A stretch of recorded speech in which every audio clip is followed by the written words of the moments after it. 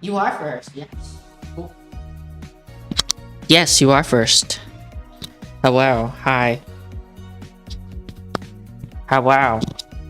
I don't know if this is true, but I think that anyone can see all the messages at any time. What's up, everybody?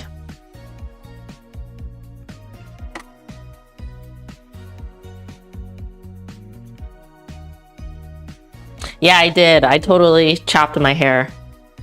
I like the way it looks in the front, but the back looks a little janky. What's up? How are you all? You made it, Georgie. Good to see you. It's been a while. It's been a while. Shorts look nice.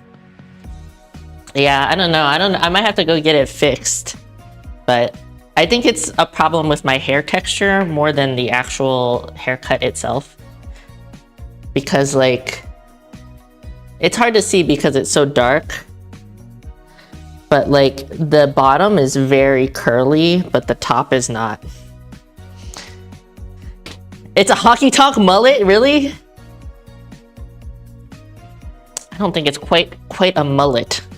Slightly mullety. Anyways, okay, wait, look, I made myself a list of things I need to do. And the first thing that I wanted to do is that I want to introduce myself and say hi to everybody, and especially to the people that watch the stream after it's been live, okay? So since I'm not used to it, I wrote something down and I'm gonna like, I'm gonna read off of it until I get like acquainted with it, right? Okay, so hey, what's up, everyone? Thanks for being here today for the live stream. It's your girl, Terrible Hime, and I'm here in my home gym in the basement of my house. If you're new here, my name is Chris, and I would like to consider myself something of a bodybuilder. However, I do not compete in bodybuilding competitions, even though my primary focus right now is to build an aesthetic bodybuilder-esque physique. I've been working out for about 10 years consistently, and I've been working out in a home gym for about the last 6 years. If you're watching the VOD, feel free to leave any comments, questions, or concerns in the comment section below this video, and I will do my best to answer you either in the comments or for more complicated questions in the next live stream. And last but not least, if you are enjoying my content, I would super appreciate it if you would subscribe to the channel, give the video a thumbs up for the algorithm, and turn on notifications so you don't miss out on any upcoming live streams or videos.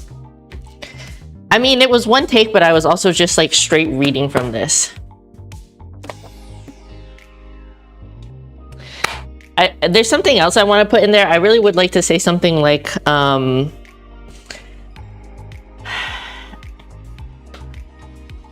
would like to say something like, we're all on a fitness journey for our own reason, and there's no judgment on this channel. Whether you are just getting into fitness or seasoned, or if you're a power lifter or a bodybuilder, or you're into calisthenics, or you just like yoga, we are an inclusive and welcoming community. Perfect, no notes. I know, well, I literally just did it and then I had to get ready for stream. Sorry, Ariel. I literally just did it and then I had to get ready because I was also still working when I was doing it. Yeah, I did. So I cut my hair. Also welcoming everybody for reals. I like the front. I do like the front a lot, but the back looks a little not the best, but I think it's mostly because just my hair texture is kind of bleh. Joey is still on the Nerd Rage Radio podcast, Reyes Prime. If you follow Nerd Rage Radio, Joey is still a regular on the podcast, and we still go hang out with them. So yeah, we are. Yeah. The answer to the question, yes, we are, indeed. But I'm not really directly involved with any of the Bobby Skullface stuff. Hair looks good, but you do miss the long hair. Yeah. You did say to do a you did say to do the salon, and I just didn't feel like doing the salon. You love it, thanks. If I feel like I don't like love it so much, I might still go to the salon and ask them to fix it up. But I'm okay with it right now. What's up, Mopar? Welcome in, everyone. Yeah, you like the post switches? I'm trying to be dynamic. I'm trying to be dynamic as we do it. I also made myself like a list of things that I want to like talk about. It is bouncy. You have a haircut on Friday. Also, hello. I'm doing pretty well. I'm doing pretty well. It's good. It's still long enough that I can put it into like a tiny ponytail. The ponytail looks janky though, but it's fine. It's fine for now. It is hard to cut it in the back, but I do think that part of it is just like my hair is like, it's like wavy in not the most aesthetic way. I did, and I left an emote on it. What's up, Corsair? What's up, Mopar? So yeah. Hey, Green Dragon of America, welcome in. I also wanted to say that starting next week, my work schedule is changing a little bit, and streams will be starting like half an hour later. So it'll be 4:30 p.m. Eastern. My work schedule is getting pushed back like by 30 minutes. So now I'm working 8 a.m. to 4 p.m. instead of 7:30 to 3. So it's not a huge change, but I wanted to let you know. You're watching with a friend for the first time. Your friend is watching the stream. I know. It's just, it is what it is. And it doesn't really matter what day I did the live stream, unless it was like a Friday or a Sunday. It would have to be at that time because that's just like my work schedule, you know? So I understand if people can't make it, but you know, this is what happens when you're trying to do stuff when you also have a full-time job, you know what I'm saying?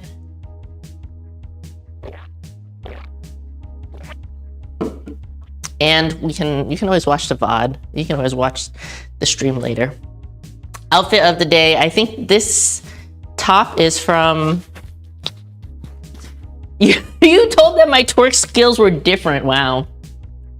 I did not watch the eclipse. Actually, Acro IRL was streaming it on Twitch, so I just watched it on his channel. Tuesday's easier for you to watch regardless. Okay, that's good. Well, that's one way to celebrate the time when you get in your car to drive home, yeah.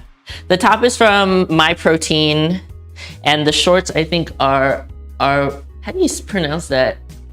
Aurola, which is from Amazon, which actually if anyone's interested in some like affordable women's activewear, there is a link in the description, I think. Yeah. I mean, I think it's like okay. Like I'm good with like this, but also like when you don't have the most hugest booty, like it doesn't like shake that well, especially when you're wearing like comfy or tighter clothes. They are more comfy around the stomach. I don't like pants or shorts that have a elastic in the top, and these do not have an elastic.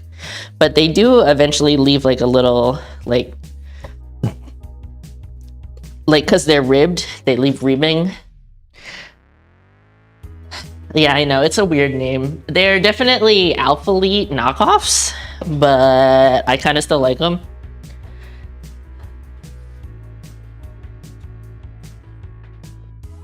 I can feel my hip grinding when I do that. So actually, on the agenda today, I actually had a few things that I wanted to talk about. So I've been doing some, I've been taking some video of some of my exercises because I'm a little bit getting back into deadlifting and squatting. And I've been kind of compiling some short videos and putting them unlisted on YouTube so they don't really like show up on my feed, but so I can still watch them and find them easy. What's up, TNT? So if anybody is interested, I kind of wanted to like watch those little videos and like talk about it a little bit. And then of course, if anybody has questions about fitness and stuff like that, we'll talk about that. And I was thinking I should probably use my stepper. I don't know if you'll actually be able to see it. I have my stepper down here. I should probably use the stepper a little bit if we're just talking. And then I actually want to do a tiny bit of like actual posing practice, because the Ape Classic, which is like a transformation and a bodybuilding showcase that is being hosted by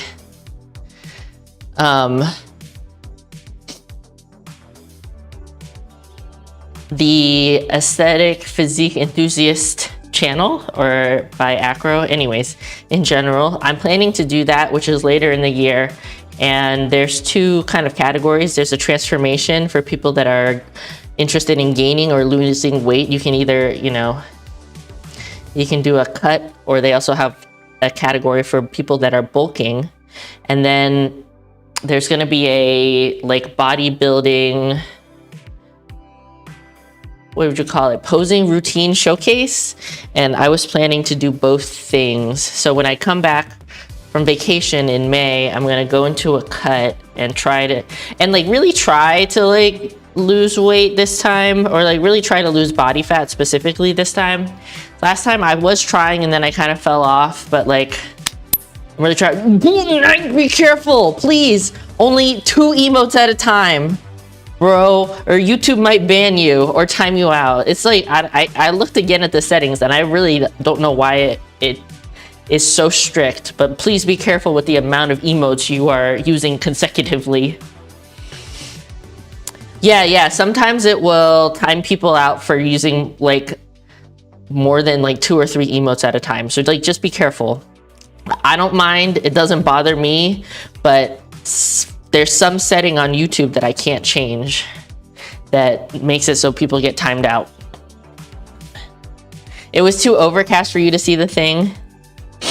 Yeah, it's happened to many other people before though, is why I'm warning you. But I mean, if you don't care, feel free to keep throwing emotes down. It's up to you. Yeah, so I would like to practice some actual posing. I haven't really worked out a routine yet, but I want to kind of run through the figure category mandatory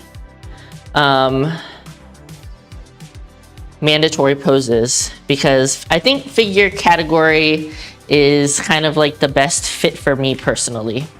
So I don't think my legs are kind of like, my upper body to lower body like ratio is not really the best for wellness, and I think I'm overall a little too big for bikini in a natural-ish sort of federation. Right, but bodybuilding categories are very specific, and I just don't fit into some of the categories. So it is what it is, and the naming conventions were not my choice. It's just what they are. So that's on the agenda today, specifically. Yeah. So yeah, thanks everybody for being here. I'm trying to be like, I don't know, I don't necessarily think I need to have like a specific topic to talk about for stream, but like if I do have something to talk about, it's good that I like write it down and like kind of check it off. How was my weekend? It was fine. Uneventful as far as I remember, because yeah, just the same old weekend. I think we had pizza last week on Thursday. I think I just wanted pizza. Oh yeah, they're 14 inches, about 14 inches.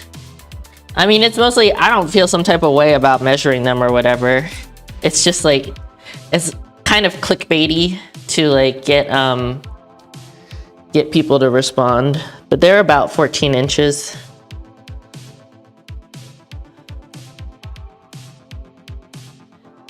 It was like a couple weeks ago, so y'all can see.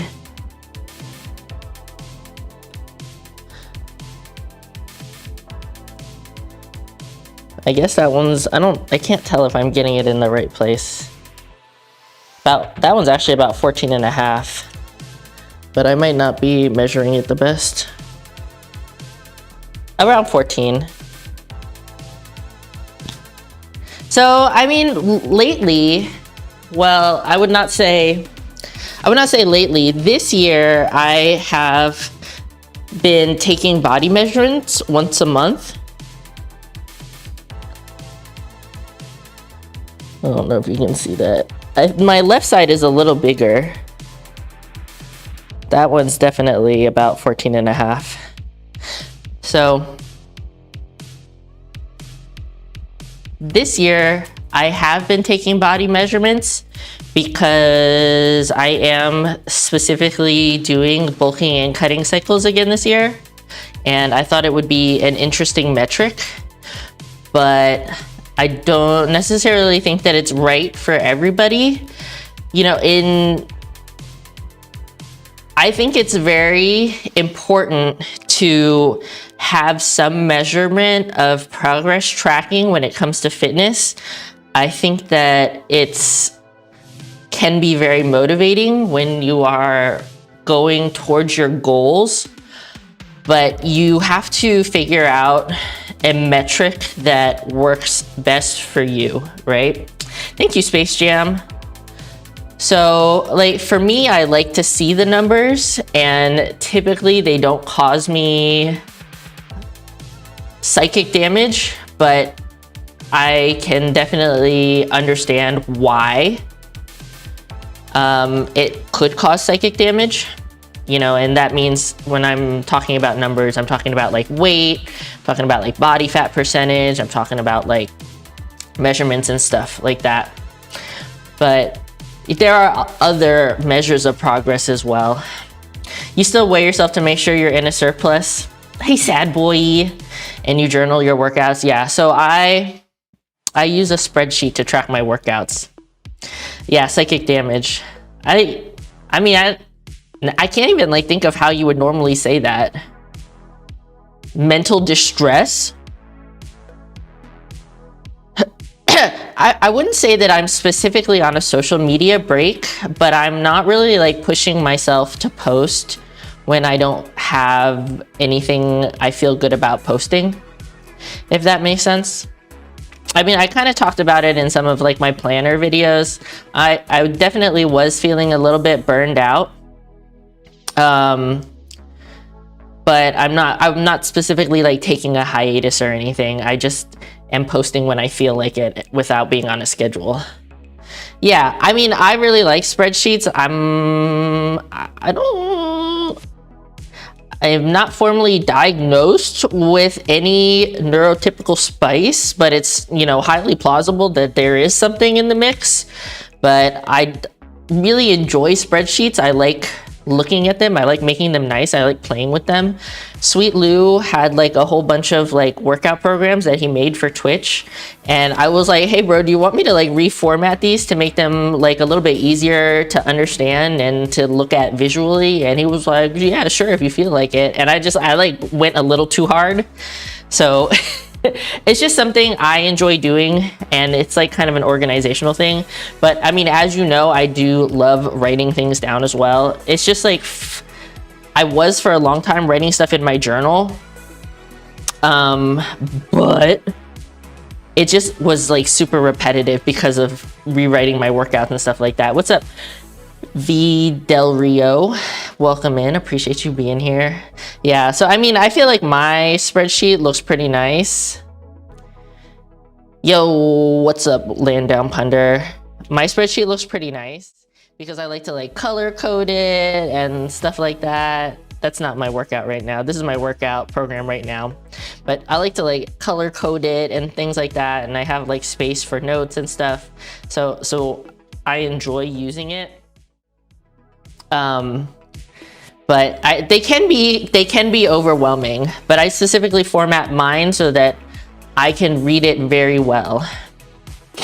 You left the versatility of writing, but your handwriting is ass. Yeah. Your spreadsheets are so clean and nice. You adopted the color coding. Hell yeah.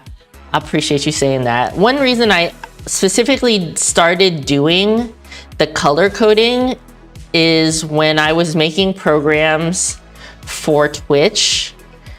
I added the color coding in case people need to sub out different exercises. So if you know the muscle group that exercise is for, you can sub it out for something else, you know? Like if my program says back squats and you're like, I fucking hate back squats, like you could switch it out for leg press, you could switch it out for a pendulum squat machine, a hack squat machine, you know, any old thing as long as it uses the same muscle group. And like, that's the most important part. So that's why I started doing it. And like in Google spreadsheets, the specific number of like different colors kind of coincides exactly with like how I divide up muscle groups. Yeah. Your workout book is the only place where you can write in cursive consistently. It's your preferred way to write, but literally everything you do is on keyboard now. Yeah, I think journaling is fun, and I think keeping a fitness journal is counts as journaling. And in my fitness notes and things like that, I also like to talk about like how I'm feeling about the workouts and how I'm feeling about like my fitness journey in general. They help you catch when you're doing way too much of one muscle group and lacking another. Yeah, I also agree. I like that as well because you can like visually see it. From Twitter, no, I haven't. If anything, Twitter for me is pretty nice. I like Twitter. I get a lot of engagement on Twitter, and you know, I am gaining followers slowly. So I do get some like weird comments, and I do have to block people every once in a while, but people can't send me message requests. For the most part, I have relatively good interactions. And yeah, Twitter is one of the better platforms for me. If anything, like Instagram is the platform that I'm least enchanted with right now. So yeah, if you see me not posting on Instagram, it's because I'm probably feeling a little bit some type of way. Yeah, anything at work you have to write it is usually for others to read, and can't be sure they'll be able to read your cursive. Yeah, I mean, I think my cursive is pretty neat when I write stuff in cursive, but it's also probably very difficult to read. No, I'm not leaving Instagram. It's just like, me and Instagram have beef. I don't know. I just can't grow on that platform. Although I'm not really trying right now. Before I just can't figure it out. I think it's like with the switch from like to a lot of like reels and stuff like that, I'm having a hard time transitioning as a content creator. You wrote down your schedule for daily stuff and stuff like self-improvement, chores, etc. Yeah, that's another form of journaling and planning. How did Twitter change when it became X? I mean, for me, it didn't really change that much. It was just the name. But the way that it works is pretty much the same. Hey, Bath Salts, how are you? Hello, Billy, welcome in. Thanks for being here. I don't know, Urban Prince, what? IG released a past small pages, now your page have seriously stopped growing for last year. Yeah, I also changed.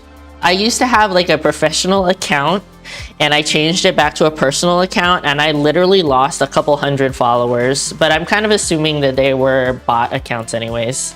But yeah, I got to a place where I had about 17K followers, and I've never been able to push past that. It's been like and then it's been dropping lately. What's up, Goalie? So yeah, I do still post on Instagram. I don't plan to like delete my account or anything, but like, yeah, it's just like not a priority right now, really. Realistically, I'm trying to prioritize YouTube, but having not the best time. I mean, it's just hard. Content creation is hard when you already have like a full-time job.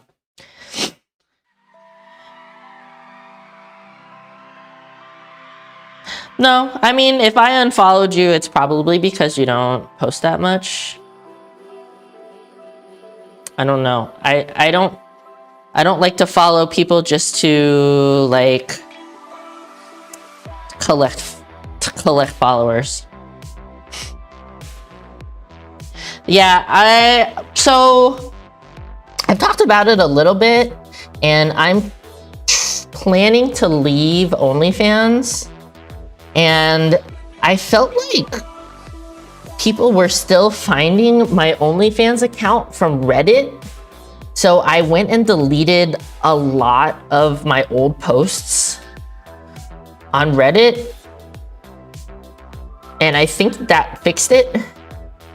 And I do plan to like post on Reddit again, probably not the same way that I was before, but it seems like a lot of other people in the same space are having problems with Reddit. What's up, Jerica? You're making your return to streaming next month? Good luck with that, Urban Prince. Yeah, oof. Yeah, Reddit's a place. I mean, I don't hate Reddit or anything, but it's like the Wild West, you know? It's like hard. It's hard up in here. So there are a couple reasons why I want to leave OnlyFans. I have not really liked it very much as a platform for a long time. I mean, I think out of all the sort of like adult content creator platforms, I think that OnlyFans is not a good one. If I'm honest, they don't do a lot to support their creators, and they kind of just get away with being shitty because they're one of like the bigger platforms for that kind of content. But it's kind of like I wasn't really feeling good about it.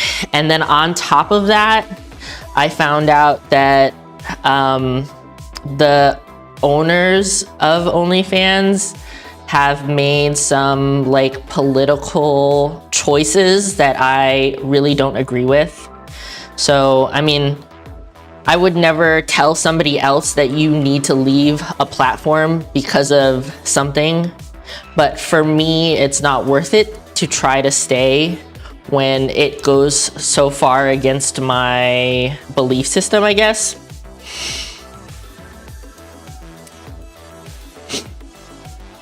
Yeah. Is it more a platform issue than about the content? Oh, it's not about the content I want to make. So I have dialed back a little bit on that kind of content, but it's mostly because I'm having a hard time keeping up with what I had originally planned to do.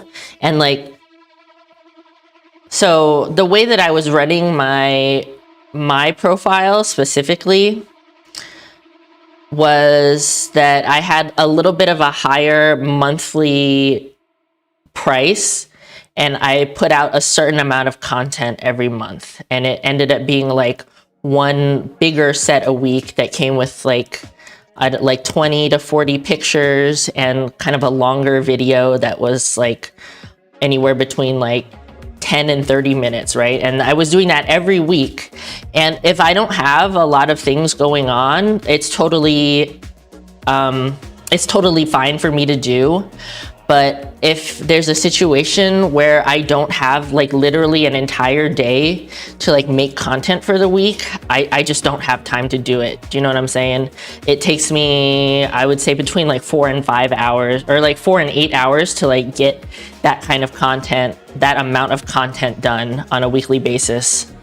So yeah, I announced that I'm cutting back, and I lowered my price, and I told people, hey, you know, there are changes being made. I try to be as fully transparent as I can.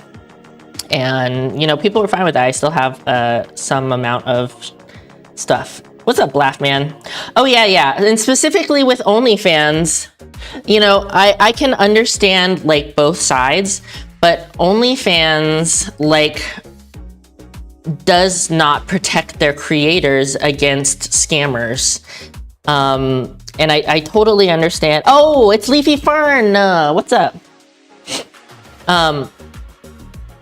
And anybody can make a chargeback on OnlyFans for basically any reason. And there's nothing that creators can do about it. They can make chargebacks, they can delete their accounts and not have to pay for things. So it was very frustrating. There were times when, and like I said, I try to be fully transparent about what I'm posting and what you get for the subscription support, what you get for the subscription price. And I was still getting chargebacks constantly, and I'm just like, I don't like, what can I do about that? But on Fansly, they don't do that. I think that if you do have a problem with a creator, you can message their support and they'll try to help you figure things out. But like, yeah, it was just very frustrating. Well, my preferred platform is definitely Fansly. Like I said, I'm trying to step away from OnlyFans, but I will be keeping my Fansly. So I just want to tell everybody, like, if that's the kind of content you're interested in, that is the best place to get it. But like, you don't ever have to feel like you need to support me in like a monetary way. I would like to get monetized here on YouTube, and then I might run some ads and stuff like that, and that will help me make a little bit of money. But yeah, like, if you're not comfortable with that kind of a platform or that kind of content, like, you don't, it's totally okay. I feel the support and I feel the love, you know? That's what I'm saying. It's kind of crappy, and I just, you know, I was not in love with OnlyFans as a platform for a long time. It's just unfortunate that they have a bigger fan base than other platforms.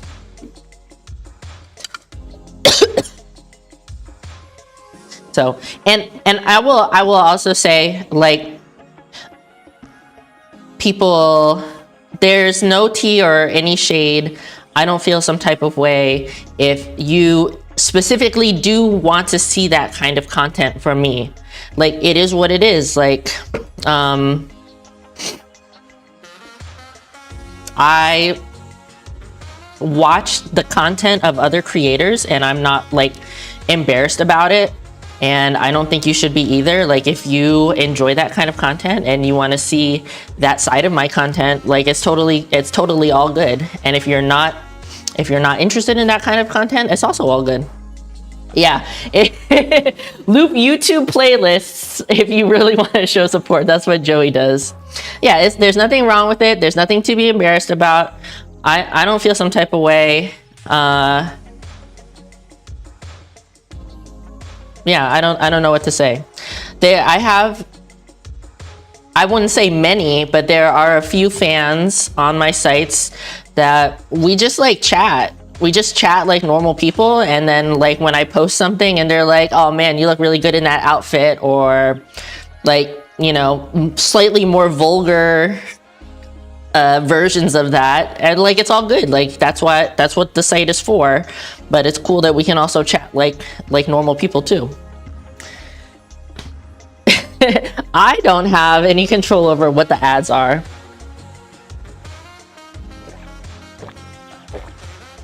Sure, it pans out similar to other places like Twitch, where the more I honestly don't know, Pagro. I honestly do not think that OnlyFans gives a fuck about any creators, because like, they will delete your account at the drop of a hat for some stuff,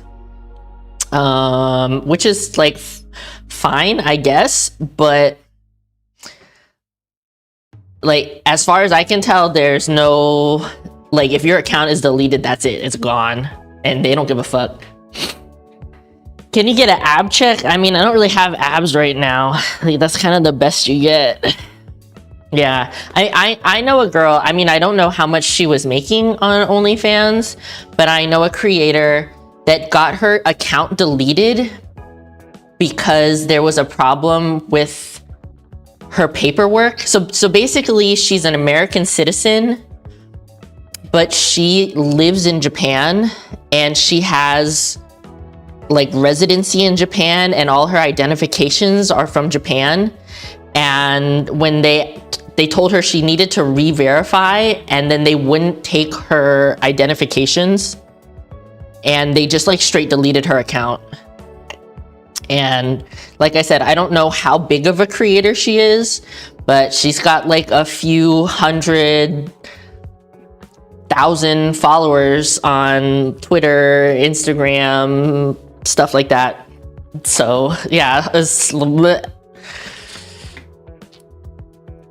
everybody that's on those sites lives in fear of just getting deleted.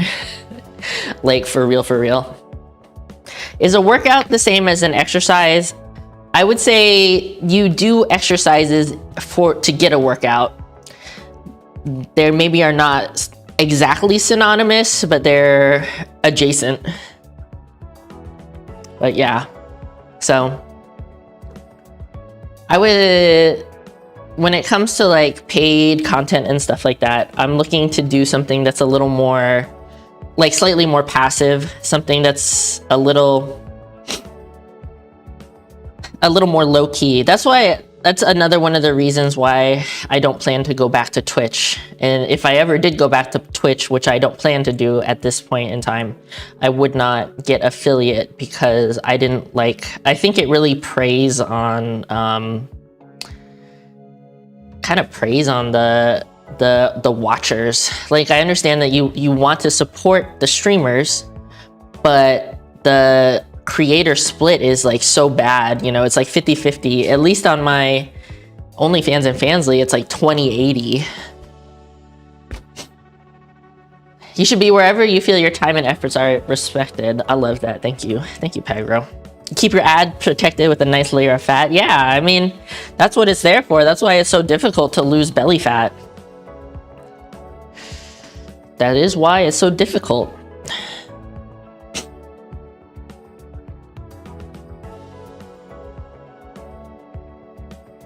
I like the feel of having less hair though. It's kind of nice. It's a little mushroomy, but I expected that. I have kind of like a mushroomy hair texture. 2080? Yeah, you really do. Well, thank you, Billy. I appreciate that. Yeah, it is 2080, but I would tell this. I mean, I know that you're joking, but OnlyFans is a nice hustle. OnlyFans and Fansly is a nice side hustle, but I think it's a lot more work than the average person might think that it is. And it's kind of easy to make a quick buck. Gotta drive home. Okay, drive home safely, Pagro. You know, it can be relatively easy to make a quick buck, but to really make it worth your time is a lot of work, is what I would tell people. I have a friend that I made online that kind of started doing OnlyFans and Fansly recently, and she's having a really hard time with it, you know, and it can also often lead to a lot of psychic damage as well, is what I would say. And if you are somebody with a penis trying to do OnlyFans and Fanslys, most of the time you usually have to cater to other people with penises. You only take about 3 months at a time before it really fucks with you. Do you ever lift a weight while watching anime? Not usually. Usually we are watching YouTube. What do you mean, like hard time? Your buddy, what's to know? What kind of earbuds? Oh, let's see, do I have the box here? Here, I got the box. These are the JBL Reflect Aero earbuds. I'm not sure if you can, hopefully you can see that. What's up, William? Oh yeah, so I met her in a big Discord for content creators, and she recently started doing it, and she's just having a hard time making money, and she's having a hard time because she's starting from scratch.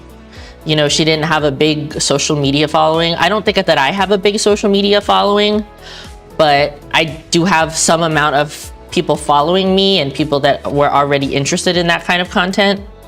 But yeah, she's having a hard time getting subscribers and keeping subscribers, and it's weighing on her mental, you know, because she's doing work and she's posting consistently and she's not really getting much out of it. Yeah, and what's up, Owen? Thanks for being here. Yeah, a big part of having an OF is definitely the marketing for sure. And, you know, I'm very privileged because I don't think that I'm super conventional looking. I do have sort of a niche kind of look, but she's even less conventionally attractive than I am. So that adds another layer of difficulty to it. And she also doesn't really want to show like her entire face. And there are tons of creators that have a really successful career without showing their whole face. You know, either kind of like you wear a mask, or you don't show your eyes, or you kind of cover your face with your phone when you're taking pictures. You can totally have a successful career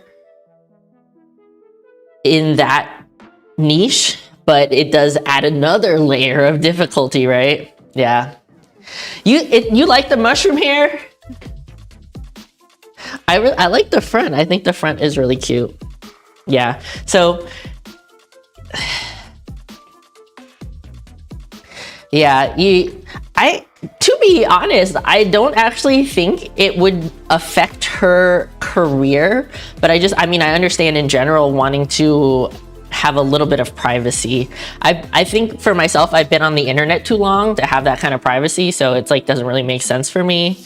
But yeah, for somebody just starting out, I can totally understand that. It's also like, oh, it could be another niche. It could be a fetish thing using the mask. Yeah, you're right, totally. And I would also say some girls, I follow one creator, she's insanely smart when it comes to her business. And what she will do is she will have raffles where there's a face reveal as the reward. So like you get a lot of content. Basically, you buy a pack of content for like a slightly higher price, and you get put into a raffle, and you know, somebody gets randomly picked and that person gets even better prizes. So I think it's either a video call with face reveal or like a custom video, something like that. You've seen people have things for gas masks. Yeah, I mean, there's a fetish for everything for sure. Really neat body too. You can pick it out of a lineup. It's also like I do have tattoos as well, so it's kind of like easy. But yeah, so I mean, it's hard. It can be really hard, and like I said, it can be like it can be very frustrating, and it can be it can give you some psychic damage for sure, especially if you're somebody that you can get affected by what people on the internet say about you. You've always curious because you've heard a few things like the raffle deal. What's the odds they carry through? Like they don't have to prove something. Well, the specific creator that I am thinking of, when she does things like that, she takes a video of the actual picking of somebody. And then, yeah, so she actually takes a video of it, like a screen share video. And she has, what's up, Kelly? Is that Kelly Sorus? Which Kelly is that? Yeah, and this creator is like really, oh wow, I got it right, hell yeah. She has a very, as far as I can tell, she has a very high retention rate. And a lot of the stuff she does it for charity. and will like post pictures of like how much money is going to charity. And there are some things on like OnlyFans where when people like donate to something, or when people put money on a specific post, it actually shows you how much money you make in tips. So I think that if she was not following through with these things, somebody would have said something by now, because in my opinion, she is kind of a bigger creator. You think the worst psychic damage is the Reddit stuff you have to do to promote? I actually thought a lot of that was fun for me. The thing that I don't like about Reddit, that I'm sure that everybody doesn't like about Reddit, is how every subreddit has different rules and stuff. But like for me, I kind of had fun because as somebody that doesn't do nude content, I would hit kind of like the more interesting fetish subreddits. Looks so pretty, thank you. This is my makeup today. I've been doing a little bit more minimal makeup lately. Oh my god, you can see the hair where I'm cutting my hair stuck to my face. Yeah, exactly. So I kind of like stuck to kind of the weirder, smaller subreddits that didn't have a lot of rules. So for me, the subreddits that do really well, it was armpits, all the armpit fetish ones. There was a couple subreddits that were specifically for girls with mixed heritage. So I'm half Korean and half white, and I would post in those. And some of them are safe for work. Like you can only post selfies, like no cleavage, no nudity, anything like that. Like those did well for me. I hit a lot of the over 30 subreddits that were also like relatively safe for work. So it would be like going mild over 30, where I would just kind of like post workout selfies and stuff like that. Anything that had to do with pantyhose, nylons, fishnets, stuff like that. I like those subreddits.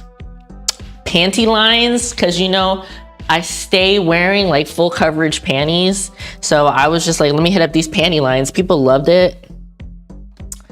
Yeah, like all the random niche fetish subreddits, that's where I hung out. The ones that are like super big, it's just like, it didn't really like do too much for me.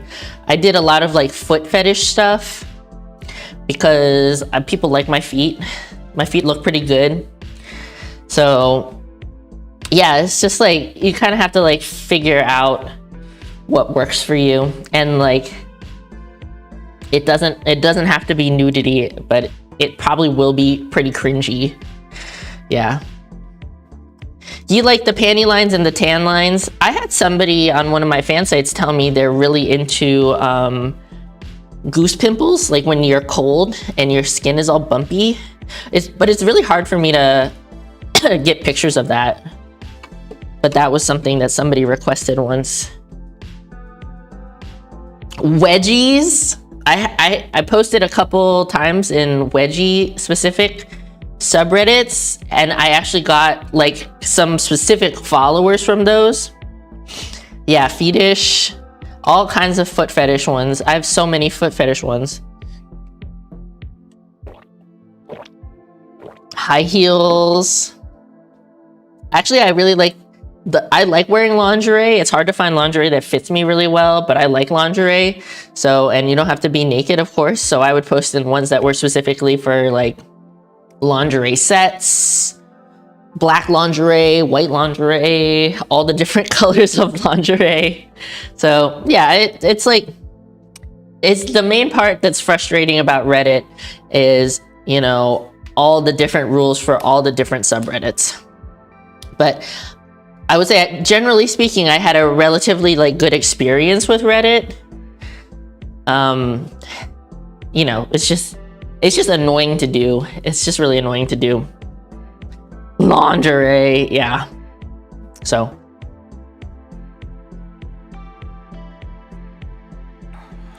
But I did have like a big, when I was posting regularly on Reddit, I did have a big uptick in like fan site stuff, but then I think there's like some shit going on with Reddit, and a lot of people are not finding it as useful as it used to be.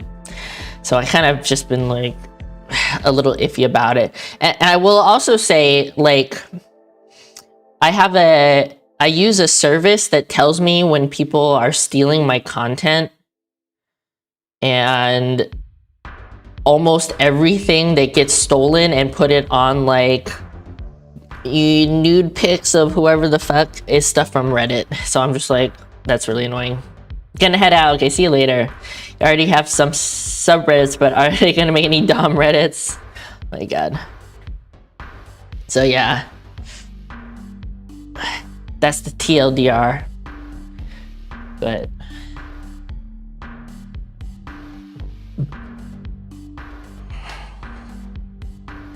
I want to watch these workout videos that I made and kind of like talk about them a little bit. Because I mean, you guys, it's pretty obvious that I don't really get around to working out on streams anymore because we're chatting and stuff. So I have been putting together these like short workout videos for people in case they actually do want the workout content. So are you asking like, wait, what are you asking about the TLDR? Do you not know what TLDR means? Because actually I only recently found out what TLDR stands for. I found out from JD Gaines. TLDR stands for too long didn't read. So it means I'm giving you the condensed version of what's going on. That's what TLDR is. Too long didn't read. I mean, I knew what it meant, but I didn't know specifically what it stood for. Yeah, did you not know either? You didn't know what that meant? Yeah, because I mean, I could pick up from like context clues what TLDR means, but I never knew specifically what it stood for until like literally last week when Jade talked about it on stream. Yeah, don't laugh at me. Today you learned TLDR stands for too long didn't read. I'm glad I could pass along that information to you. Yeah. What do you mean, why are you not surprised? Terribly long donut recipe. TLDR between the lines. Long-winded types are annoying. I mean, I don't. Oh, there's also TLDW, too long didn't watch. You still think about me sometimes when you work out in a cool way, not a weird way? Bro, just like, if you ever need fitness stuff, just hit me up. Just message me on Instagram or whatever. Too long didn't listen, TLDL. I've never heard that. I think I have heard TLDW, but yeah. I mean, a lot of times, I think for me as a person, I'm pretty good at picking up context clues. So I might kind of understand what something means, even though I might not know the specific definition, or I might not know what specifically the acronym stands for. Just chatting didn't work out. Do not come for me, bro. Thick, luscious dumpies required. Thick, luscious dumpies are always appreciated, but never required. Always appreciated, never required. Okay, I'm gonna pull up one of these. So these videos don't have any audio or anything.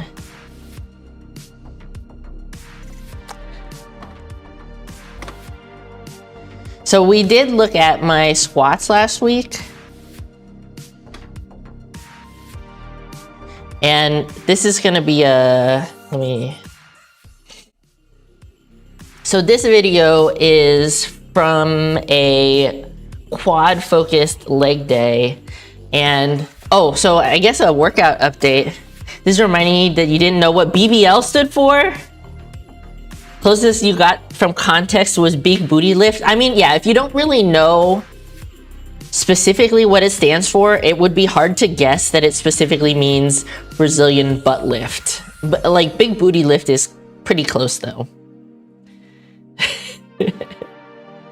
Bacon lettuce. I would like a BBL sandwich, please. What's up, SS94? How are you today? Welcome in. So this workout is Choco Fujo. Weren't you in a different account last time? Bacon below the lettuce. No. Well, the thing is that like I took these videos during a workout, like a normal workout, when like Joey and I are watching YouTube videos. So there was just a lot of like other people's YouTube videos in the background. You changed your civilian name, gotcha. The club, chicken lettuce under bacon. Another question, what are your thoughts on low rise? I personally do not like low rise pants on myself, but I think they are a good look for some people. I think that my specific anatomy is that I kind of hold a lot of my belly fat very low in my pelvis, and I also like, I don't know how to explain this without sounding weird. I have a very expanded stomach, and I did that on purpose because I like to eat relatively high volume foods. And I want to eat a lot of food when I'm on vacation. So I specifically force myself to eat like large quantities, even when I'm in a calorie deficit.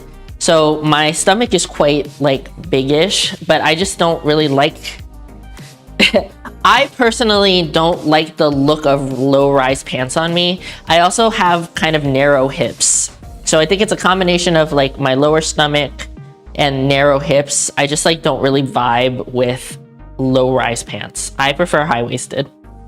Mid-rise to high-waisted.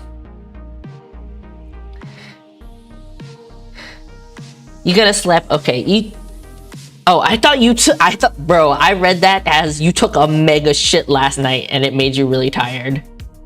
But you just had really bad sleep last night. Okay, good night. Good night, Dark.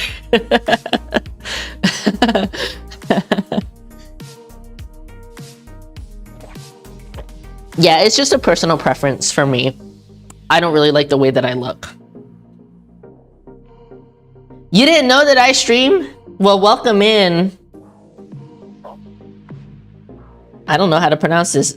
I'm gonna call you Val. Welcome in, Val.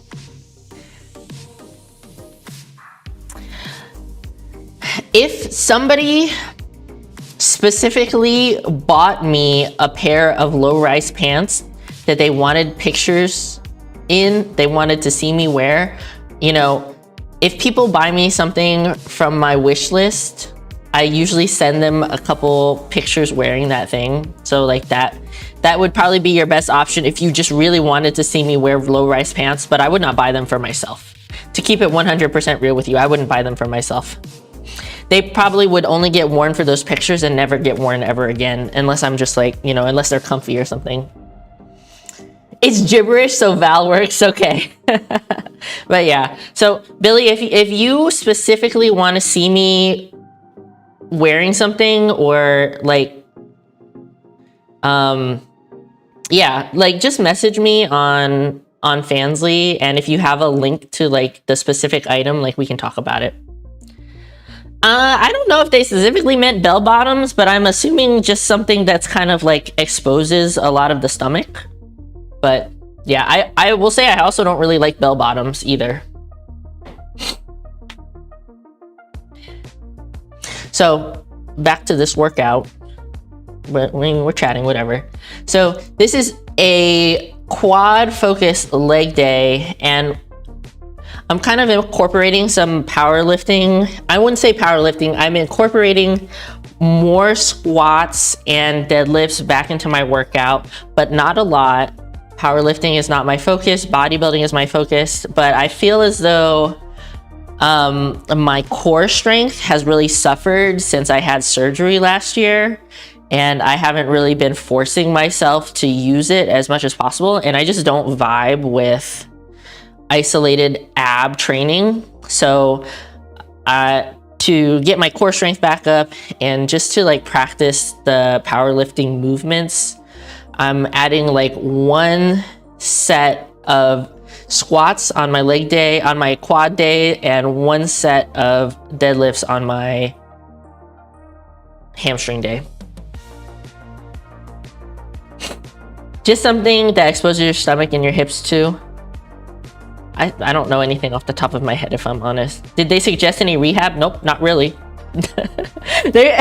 I went back for my 2-week post-operation appointment and he was like, "You're doing great. You can work out now." I was like, okay. Yeah, he just didn't really do that. What's up, Anna? Ever hurt yourself working out? You almost gave yourself a hernia. So I did have a hernia, but it wasn't really workout related. The doctor said that it was genetic, and I actually like popped it when I was using the restroom without, you know, getting too weird with it. I was taking a shit and I felt it. And then after that, it kind of just like got a little bit worse and worse over time. And you know, continuing to lift didn't really help.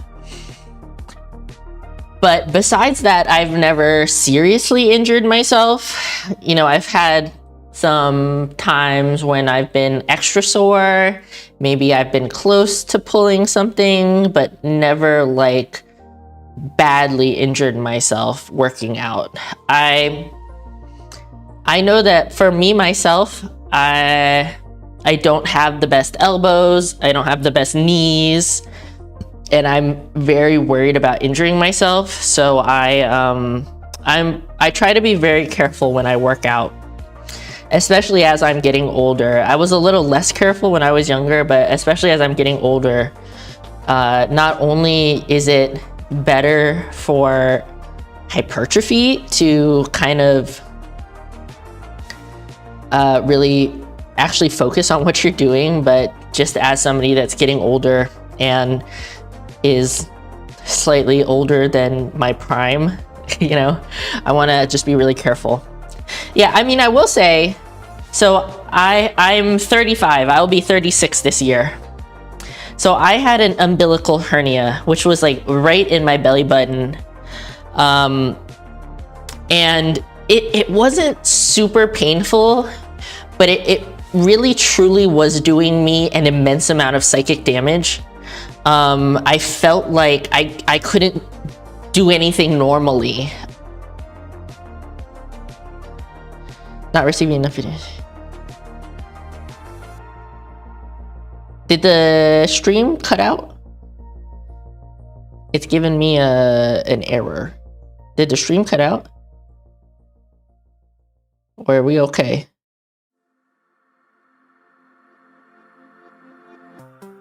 Maybe it's a fine?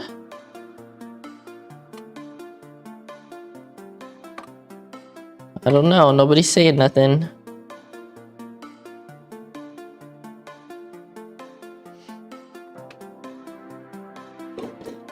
Okay, it's working. Okay, cool, thank you. Thanks, okay. Yeah, I'm not really sure what happened there for a second. Maybe just my internet. Is it still really laggy? It's good now. It froze for a moment, but it's good now. Okay, cool. Spotty for a minute, thanks. Okay, I think it's fine now. 36 is not a prime number, yeah. So basically I had just like a tiny hernia in my belly button, and you could feel, so I thought it was my guts coming out. It was really apparently just a little bit of like fat that was coming through like the hole in the, I guess, the muscle or whatever.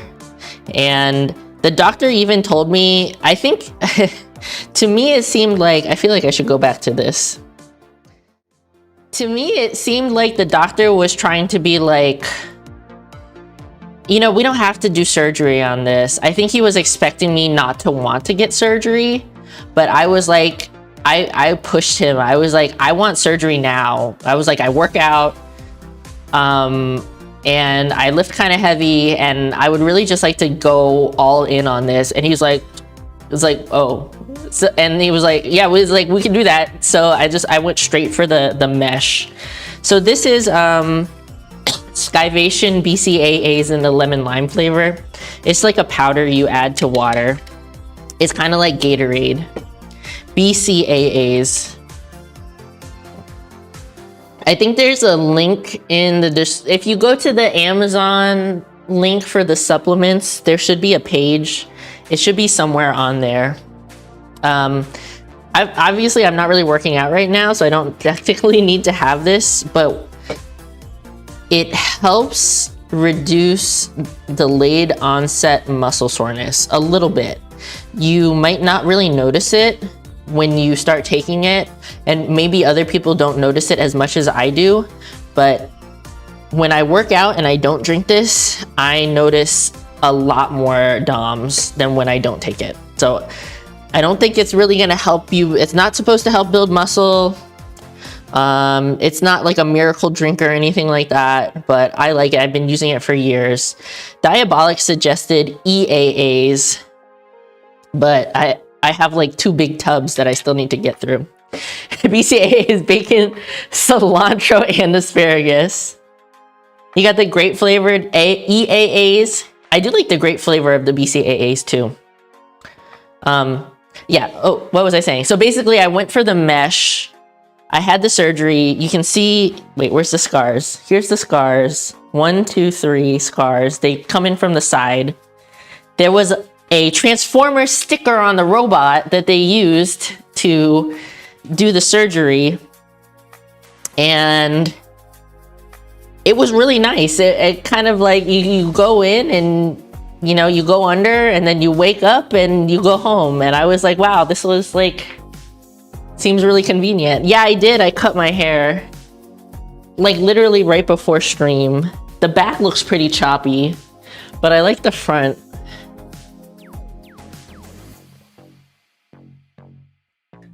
It feels nice to have shorter hair for a little bit. We'll see if I let it grow out again though. I probably should have gone to the salon, but I did it myself. Yeah, and I basically ate my brains out when I was recovering. I was eating anything. I was forcing myself to eat a ton of food. And I also immediately started taking all of my supplements again. So I was using BCAAs every day, collagen every day, creatine every day. I was actually trying to eat a lot of protein. And at the 2 weeks, they gave me some prescription medication and I didn't use any of it. I used just like Tylenol and ibuprofen, I think. And I was like pretty okay. It was painful, of course, but it wasn't that bad. I felt really gross for like the first week because I was like so bloated, and actually like right where the thing was didn't hurt that bad. It actually hurt more over here. I think maybe the robot poked me. Yeah, it was really cute. Yeah, looks great. Never had the guts to cut yours because you have emotional support hair. Yeah, that's valid, bro. I'm also like I do like my hair, and I do think I would feel bad if I lost my hair, but when it comes to like the haircut, it doesn't like bother me so much if it doesn't look like super professional. Yeah, and then I went back and the doctor told me I could start working out again after just 2 weeks. Even though before he told me it might be 6 or 8 weeks. And I wasn't planning, and then I went on vacation to visit Ariel in California, so I still didn't work out for another week. But yeah, it was overall not the worst. I don't know. I understand that it was not a very serious hernia, but it was so worth getting it fixed as soon as possible. It was really fucking me up mentally. So yeah, I'm really glad I got it done ASAP.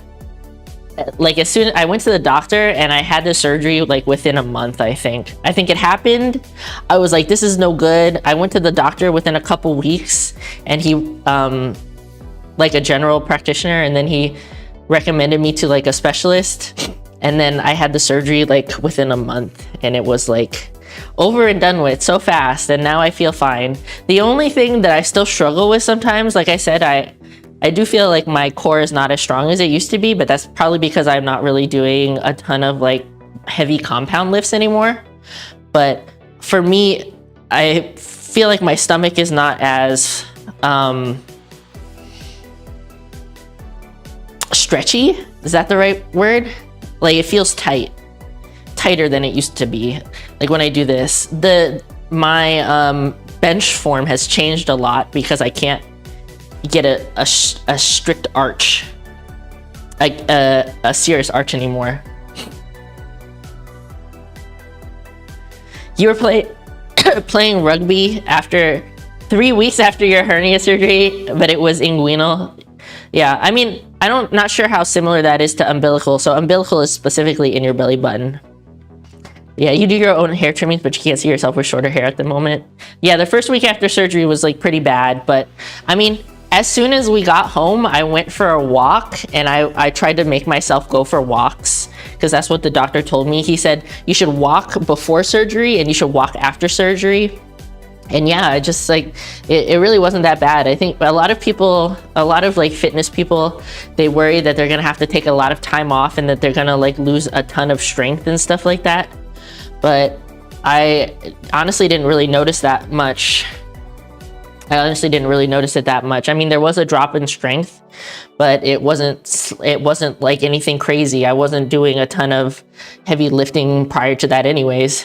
Basically, how you feel too, it's been 2 years for you. Tummy feels tight, yeah. For me, I feel it really like right here, like right down the middle. It feels like really tight. Like you can even kind of see it. Like, doesn't that look tight right there? Yeah, sometimes you feel like you have like a mild ghost pain where the mesh is. Sometimes, for me, like I said, I felt like I had some pain on this side. So like the robot went on this side and I felt pain on this side mostly. So sometimes I do still get a little bit, if I like really stretch it, sometimes I get it on that side. But yeah, but I mean, overall, I felt like it was a pretty good experience, all things considered. I wasn't like that mad about it, you know. It's just like, it just be like that sometimes, you know what I'm saying?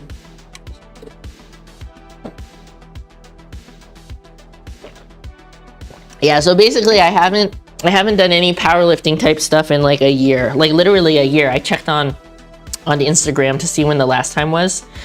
So I think it's time, you know.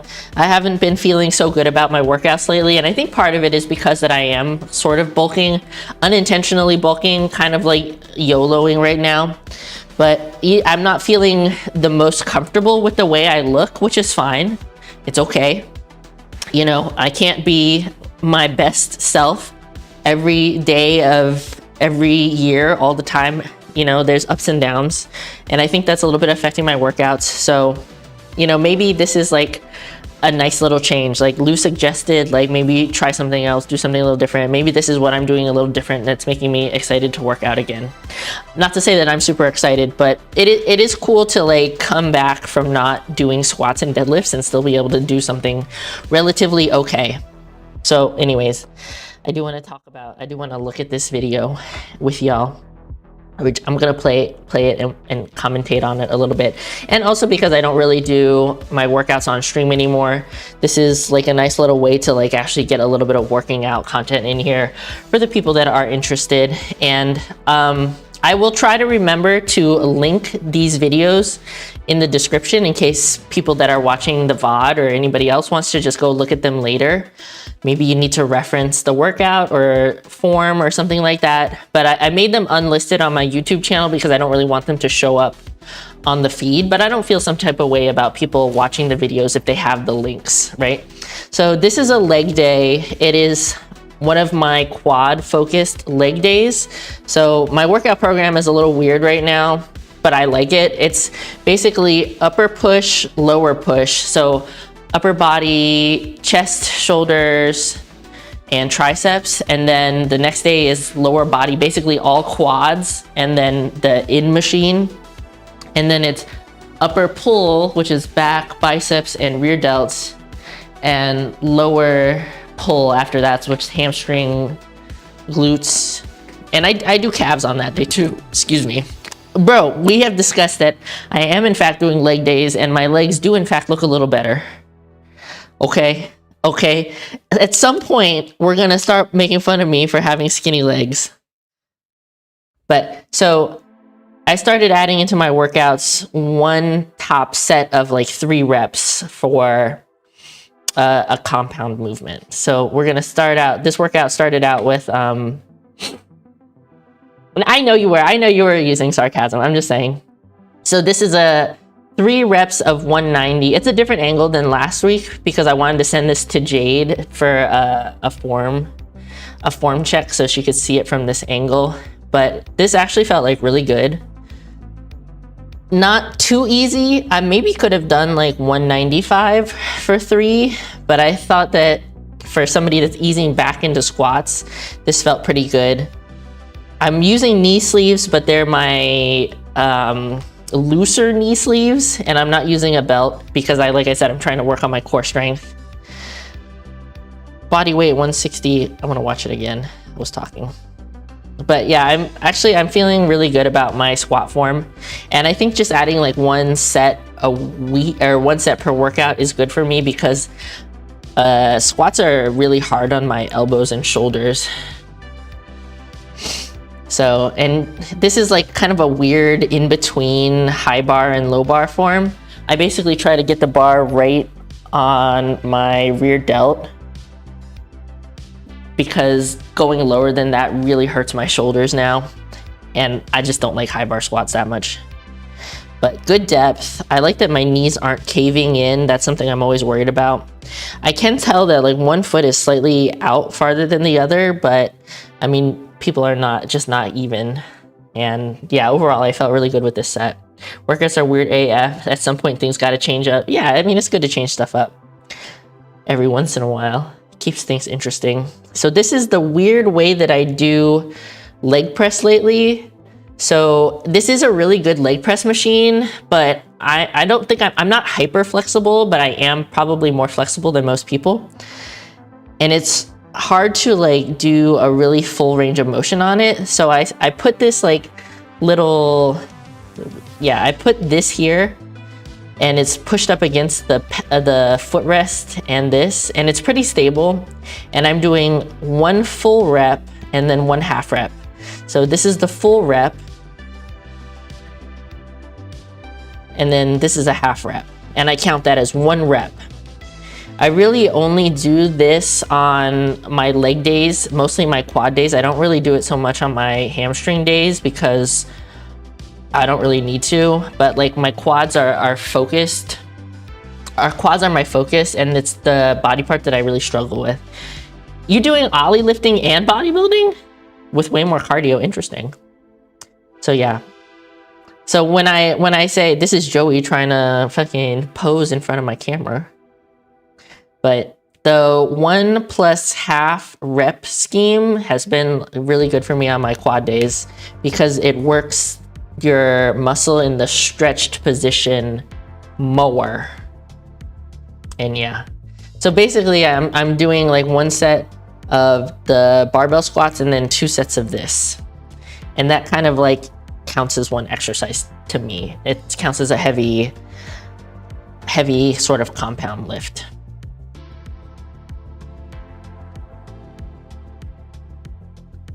What's this? Oh, this is Dio squats, aka standing sissy squats. So I'm trying to do sets of like 6 to 8 to 10, something around that range. And these are hard. These are really hard. So I've been using the rubber band to assist me. It's mostly assisting, kind of like keeping me from like bombing out, and then also helping me get back up. And I do these because I really feel a really good stretch in my quads there. Like I said, I kind of struggle to feel that for quad exercises, but this, bro, right here, and like leaning back too, this is where I feel the stretch. These are really deceptively difficult. And yeah, in order for me to get like sets of 8, I used a rubber band. And it looks a little painful on the knees, but if you're not just like falling to the ground super hard and you have like a yoga mat, it's like not that big a deal. If you are not super flexible, you know, you wouldn't have to like lean back as far as I do in order to feel that stretch. So, and this is how I hack my leg extension machine. So before, like I was saying, I kind of only get like a 90-degree angle, and like I need more of that. So I put the yoga blocks in front of my shins in between the pad, and it forces them back farther to stretch the quad a little bit more. So again, I'm doing the 1 full rep and then a half rep, and that counts as 1 rep.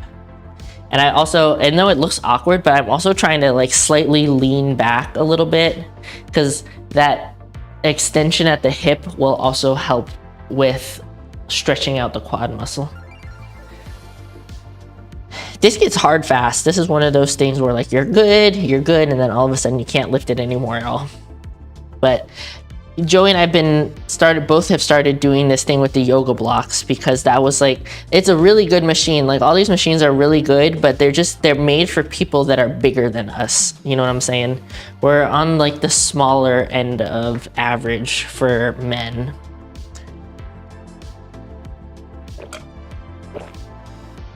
And then awkwardly getting into the, what is that? Is that the abduction or the adduction?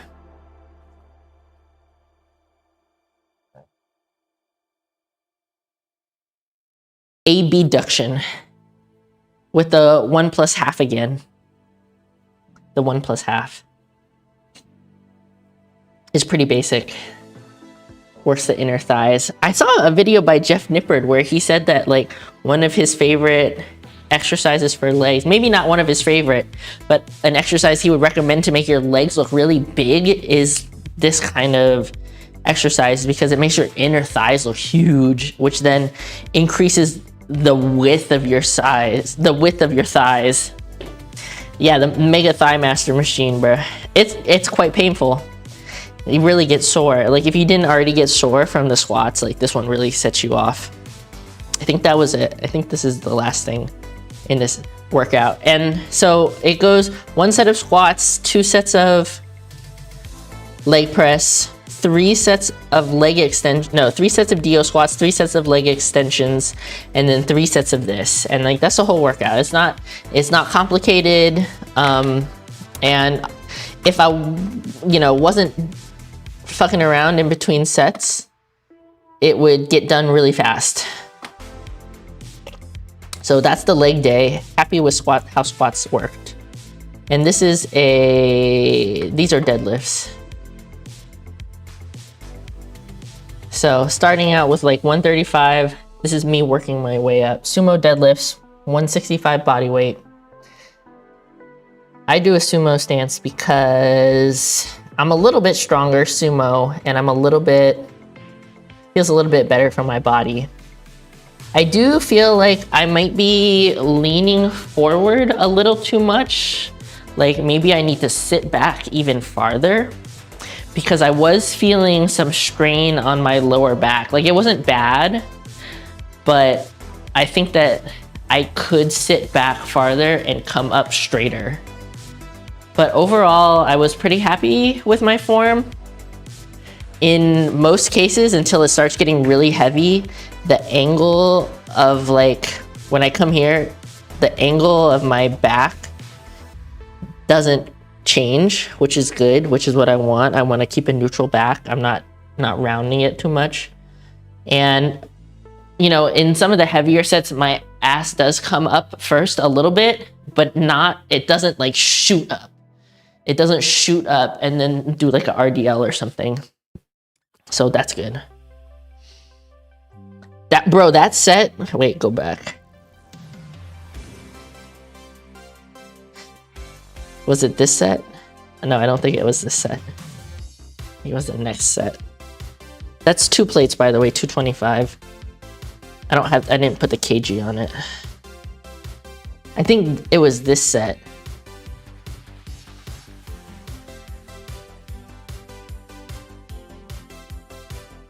Yeah, I think I started seeing black, even though it was only 255. That's why I stood there for so long. I could feel it. It's 275. Pretty hard. And then this is $2.95. This is my top single. So it looks pretty good to me. It was a little bit slow coming off the floor, but once I got it off the floor, it moved pretty fast. But then I failed at 315. I tried 315 twice and I just couldn't do it. It came off the floor, but then I felt my form breaking down and I was like, nah. I also felt like I was gonna piss myself, which I don't love. I don't love to piss myself, so just went ahead and like let it drop.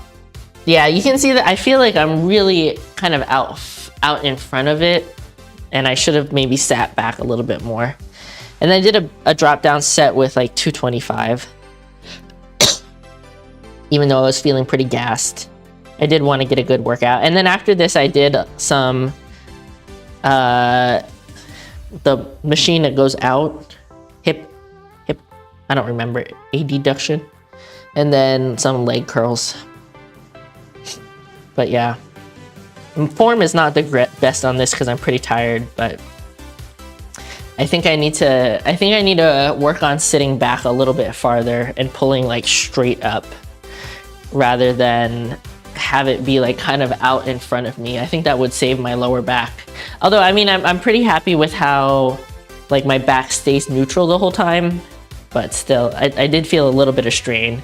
And I'm not super sore today, but yesterday, I did this workout on Sunday. Yesterday, my upper back was like super sore. It was like, I was, like my rear delt and my upper back, it was like really bad. So that for me is like a pretty good sign when my upper back is sore, but my lower back was okay. Because I would have been not so happy if my lower back was not feeling so good.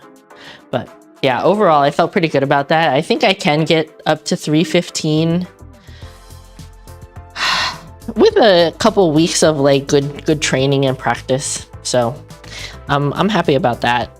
Probably won't be testing what I can do for a bit. You know, it's not good to be testing your maxes constantly. You gotta give yourself some time to grow. But I think when I do test next, I'll be pretty happy with the numbers. My all-time best for deadlift was, I think it was like 327. It's like not the greatest. And then my all-time best for squat was 255. So I mean, I feel like I'm not too far off, although I am a lot heavier than I was during those times. But yeah, pretty happy about that in general.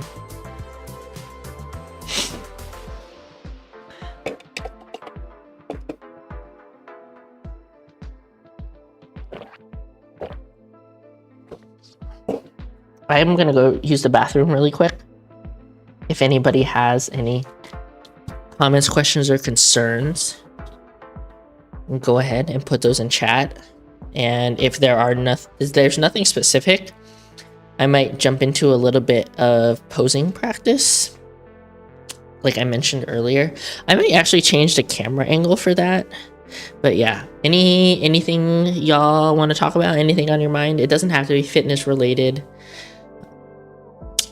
but go ahead, put that in right now. I'll be back in a sec.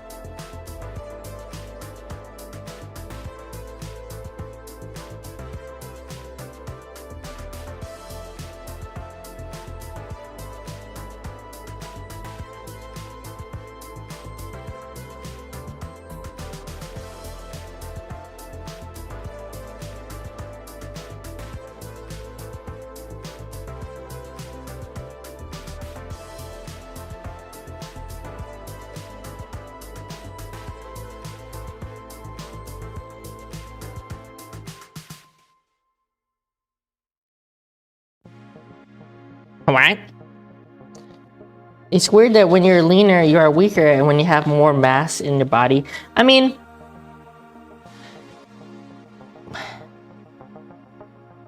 when you're leaner, you look more muscular, but you're not necessarily like healthier. It's also like typically the more overall mass you have, the stronger you are. That makes sense. Thank you. Good to be back. You've heard that those bodybuilders that have dehydrated themselves have low body fat are like passing out really weak. Yeah, I mean, specifically when bodybuilders are show ready, like at a show, they are really weak. But typically when you compare, so I would tell you that like most bodybuilders are not weak, right? Even somebody that has a lot of muscle mass is going to be stronger than somebody that doesn't work out. But when you compare a bodybuilder to somebody that specifically trains to be strong, the bodybuilder might look really big and strong, but that person that actually trains for strength is going to be stronger. Yeah, show ready equals just about ready to drop dead. When you're that lean, like you really are essentially starving yourself. You're forcing your body to do something that it doesn't want to do. Your body wants to be fat and chunky and feel good, and it doesn't feel good to get that lean. Yeah, I mean, a lot of times it is really unhealthy to do bodybuilding shows for specifically for women, and definitely for men as well. But like when women get really, really low body fat percentage, it's bad for your hormones, right? You lose your period, you lose your hair, your nails and stuff become really brittle and weak. It's like, you don't really see this kind of stuff on social media, and people don't really like talk about it so much, I don't think.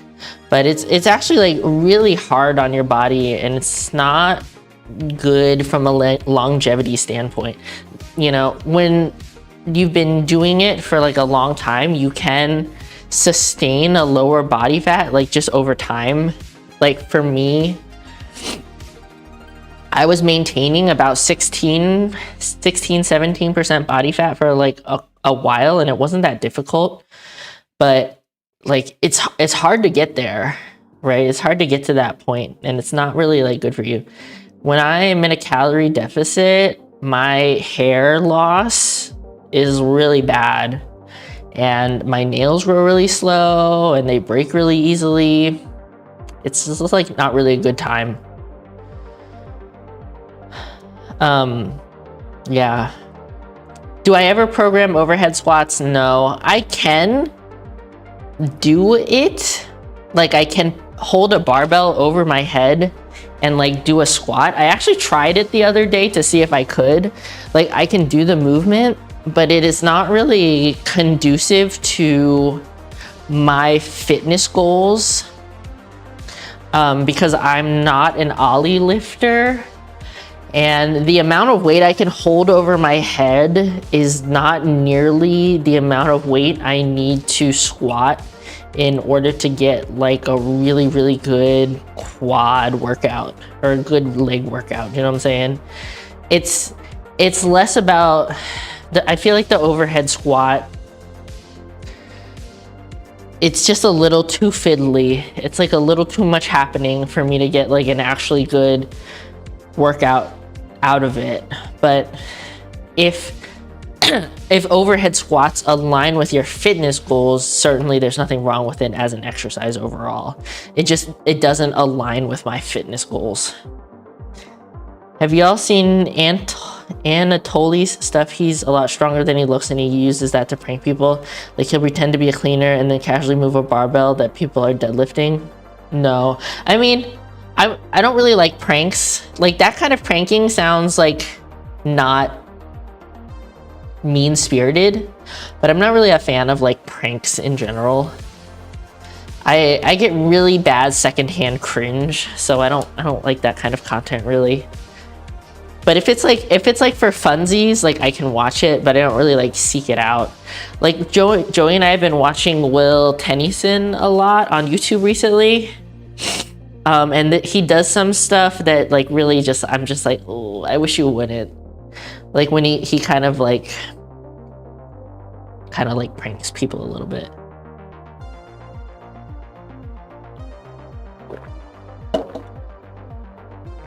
It really bothers me when I have like notifications in Discord. So I'm gonna do that.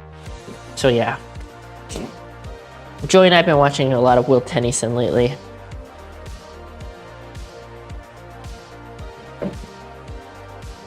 I didn't do my stepping. I'm not. How are the cats?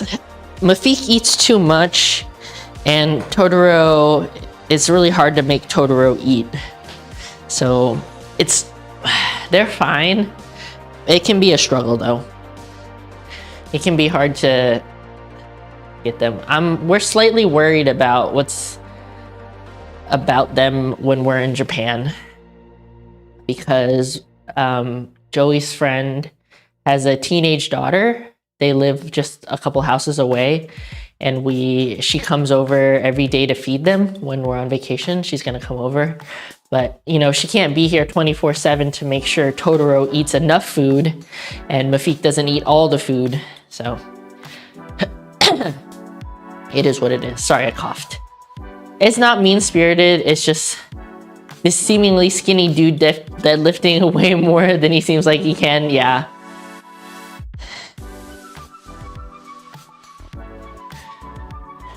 Yeah,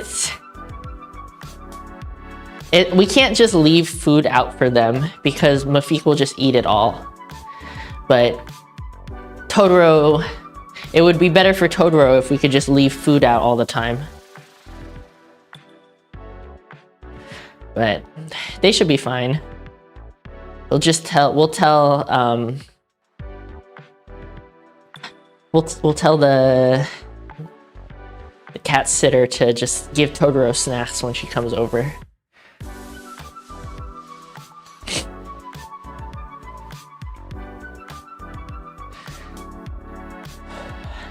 I haven't been tracking my calorie intake lately, but I do feel like I'm doing a pretty good job about eating a lot of protein. And I definitely feel pretty good when I do work out, even though I don't really want to work out. Like in terms of like strength and stuff like that. My numbers have been pretty good. So that's always good to see.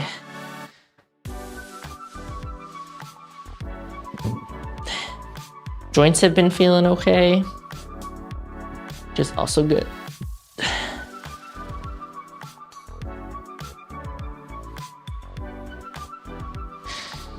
Oh, my foot's falling off.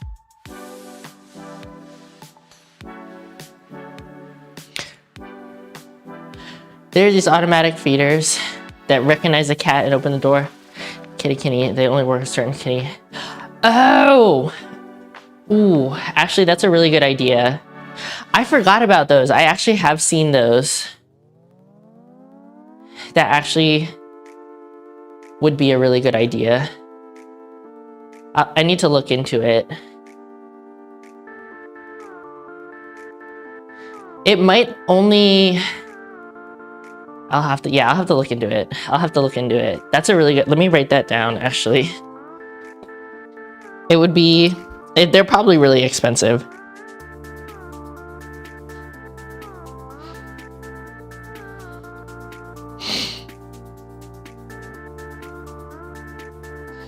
But it might be worth it, actually.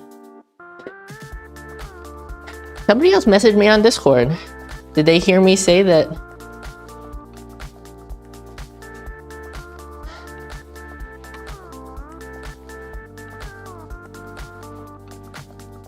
It's Jade. I started using this mascara remover. It specifically helps you wash mascara off more easily. So I recommended it to Jade because she's more into makeup lately. And she's always worn makeup, I think. Like she prefers to wear makeup when she's streaming and stuff like that. But I don't think she was like really into it. She was just kind of doing it.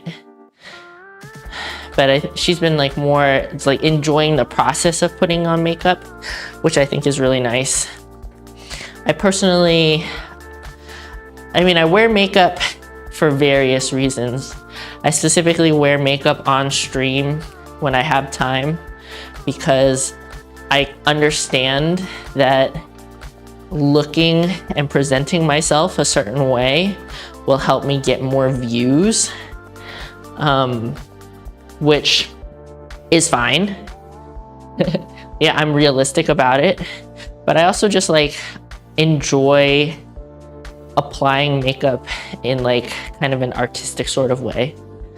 You know, even though it's kind of a very normal makeup look, it's fun for me to apply it.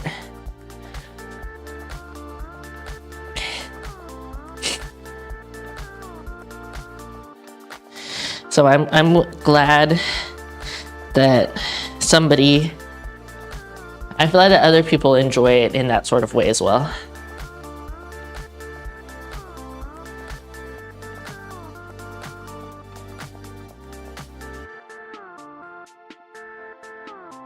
What time is it? I made a ham last night. We had a ham in the freezer for so long. And I cooked it last night, so that's what we're eating for like until it's finished. Okay, I'm gonna do a little bit of like posing. Which camera? I might use this camera because it's a little bit more.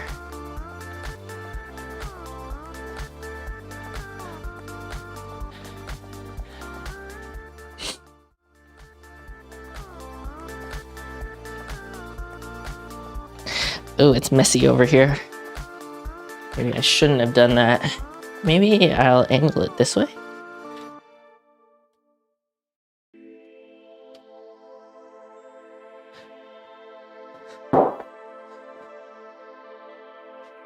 I want a camera I want it like a little more straight on, I guess, to me. I'm trying to find a good position. It's just messy in here. The lighting is terrible. This lighting is awful.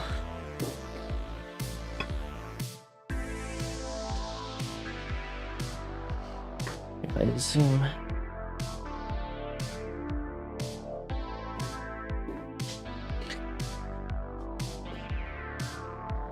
I think if I'm like right here, move these weights out of the way.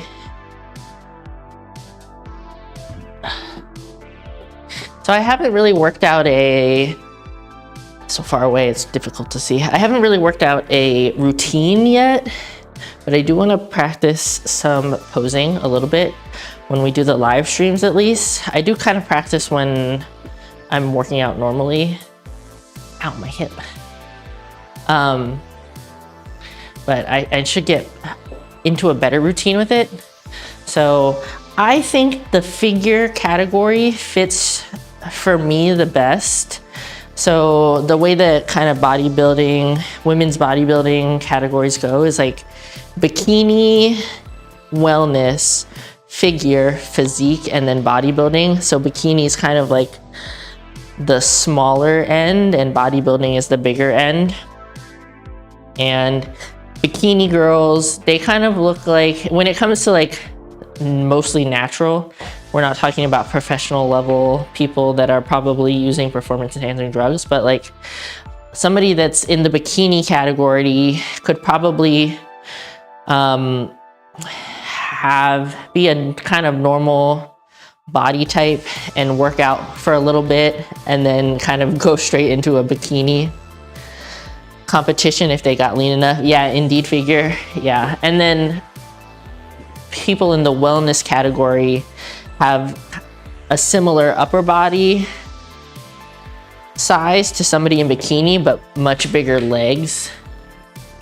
Yeah, I mean, I like the fitness, but I don't necessarily think that it needs to be a bodybuilding category. So girls in the fitness category, they have kind of a figure type of physique, like a figure type of look, but they also have like sort of a dance gymnastics hybrid performance routine. I don't know how else to explain it. Oh, perfect. Thank you so much, Mopar. I appreciate that. So since I'm kind of like a more upper body dominant person, I think figure is the right place for me because I'm not huge. So when they're doing their mandatory poses, it's literally just the front, side, back, and side on the other side. So I didn't bring any heels down, but the front pose, it's kind of like heels together. You're gonna flex your legs and then flex your upper body.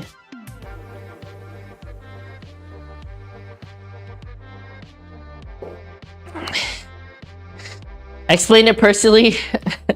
No one knows. Yeah, I wish I was closer, but I don't like the light to be in the camera. It's hard to see. Let me put it here. Because I can't see the chat very well.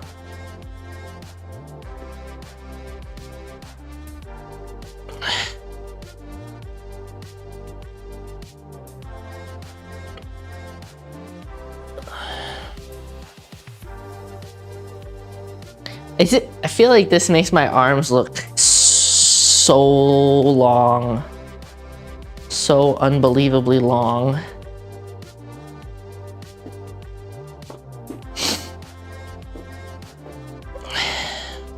So this would be like the front pose.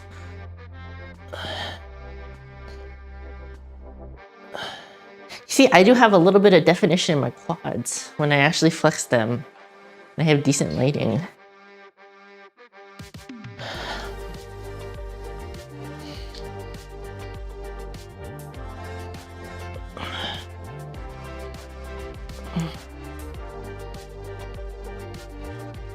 I think it looks a little better if I lean back a little bit.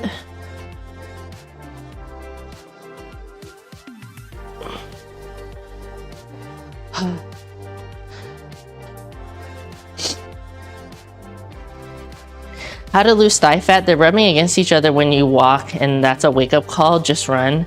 So you can't really spot reduce fat in a specific place without getting surgery, like liposuction or skin removal. So you would have to lose overall body fat and hope that you lose it from your legs first. So typically, men will lose fat in their arms and legs before they lose it in their stomach. So that is a plus if you are a man. But yeah, you can't really like spot reduce that fat specifically in your legs. So in order to lose fat, you need to be in a calorie deficit, which you can do with running. You can use running as a tool to help be in a calorie deficit, but in most cases, most people will have to be on some sort of an eating plan and an exercise plan in order to lose weight. Yeah. So if you are, yeah, that's basically it. That's the spiel. It's not what most people want to hear, if I'm honest, but I'm not here to really sugarcoat it for you.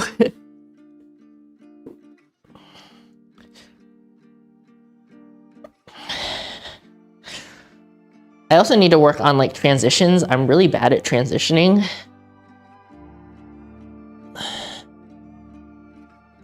So the side pose it's like you offset your feet by half a foot length, and then you should try to keep your hips to the side, but turn your upper body.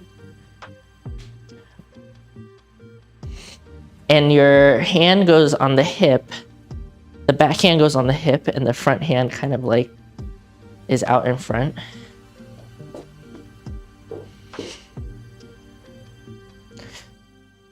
I wish they liked it like up higher, because I think that looks better for me.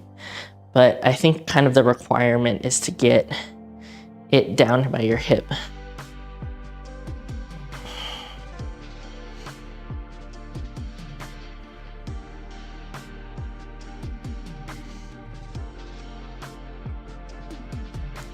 That one's hard for me. Gym membership, here you come. Yeah.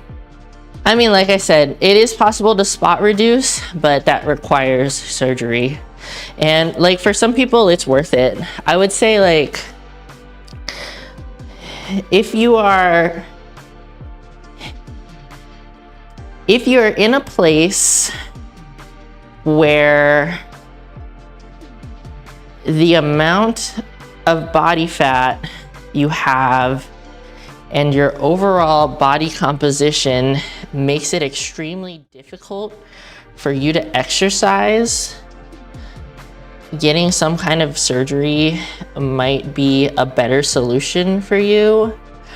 But if you get surgery without making lifestyle and mentality changes, a lot of people will eventually get back to where they started. You know what I'm saying? No surgery, no weird pills for you. Yeah, I mean,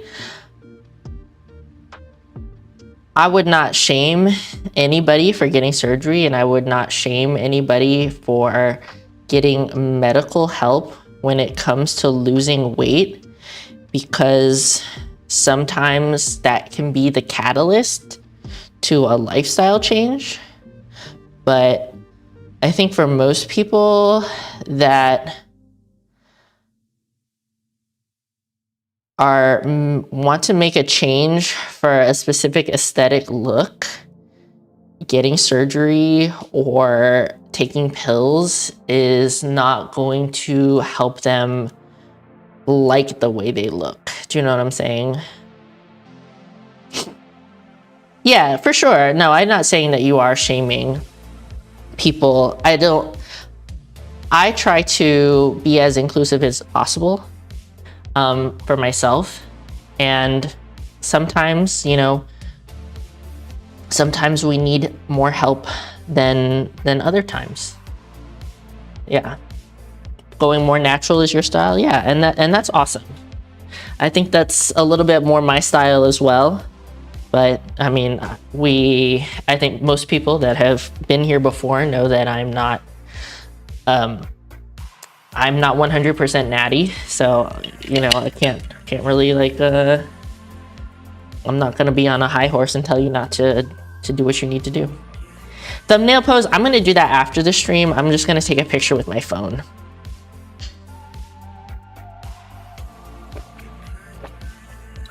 So, and I also think that like,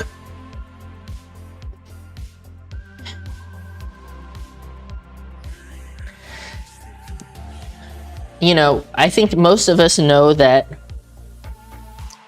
having a higher body fat percentage above a certain threshold can lead to, does not always, but can lead to serious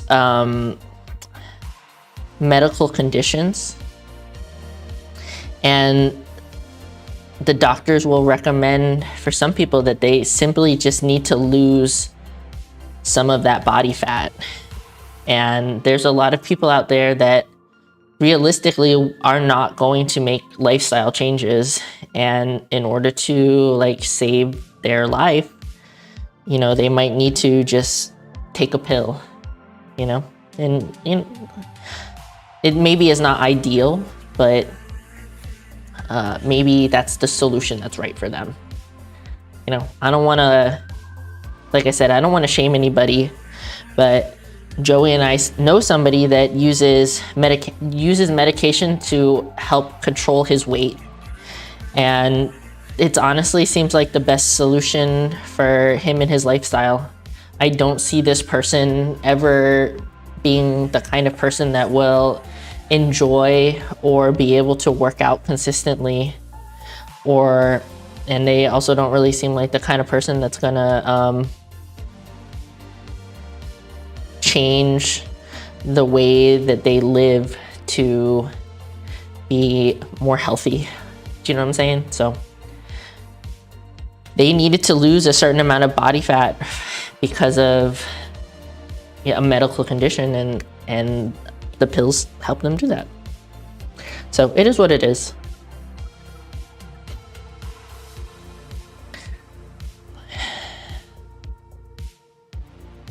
This is the front pose.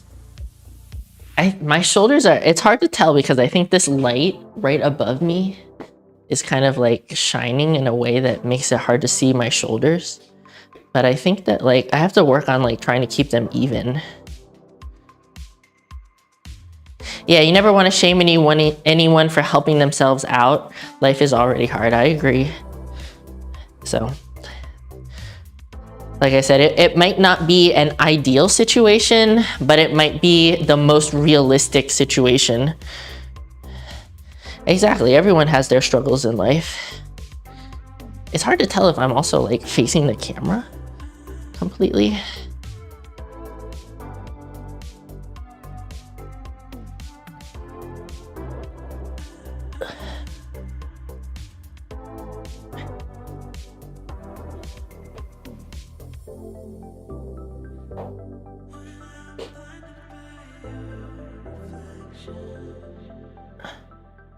I have a really difficult time turning my upper body and keeping my lower body facing the other direction.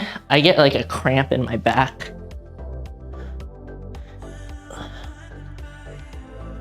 Looking mad triangular, thanks, bruh.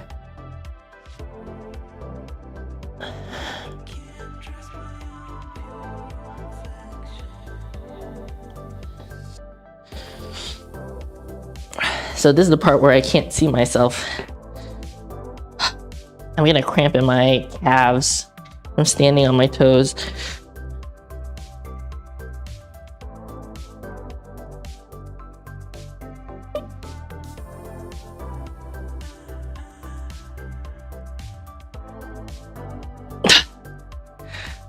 I gotta work on my fucking heavy breathing too. You love the shorts, thank you. I think that if you check in the links where it says affordable athletic wear on Amazon, they should be in there. They're the Arola brand. They have shorts and leggings. I actually like both. They don't have elastic in the waistband, and I would say the sizing is pretty generous. I think these are a size large, and they're not too constricting on me. I think that right now where I'm at, I'm probably around like a true size large. The mediums are a little restrictive on my tummy, but they are very stretchy, obviously, like super stretchy. I'm not sure, I can't remember off the top of my head what the size range is, but they come in a lot of different colors. I also think that they have kind of like longer versions. These are longer, but I do hike them up a lot. So they have kind of like a nice length, but they have shorter ones as well. But they do have the butt scrunch, which some people are not into. They are pretty comfy. So it's kind of like a seamless situation where they don't have like a front seam. They don't really have a back seam either, but they do have that scrunch. The only thing I will say is, so there's no elastic. So basically the waistband is kind of like folded over and then tacked down on the inside, like it's sewn here. I did get one pair of shorts where it wasn't sewn down on the inside very well. So there's like a section in the back where the waistband is like coming open. But I would say I probably have like maybe 10 or so pairs of shorts and leggings from this brand, and it's only happened to me once. And you know, if you notice that, if you see that, you can just send them back to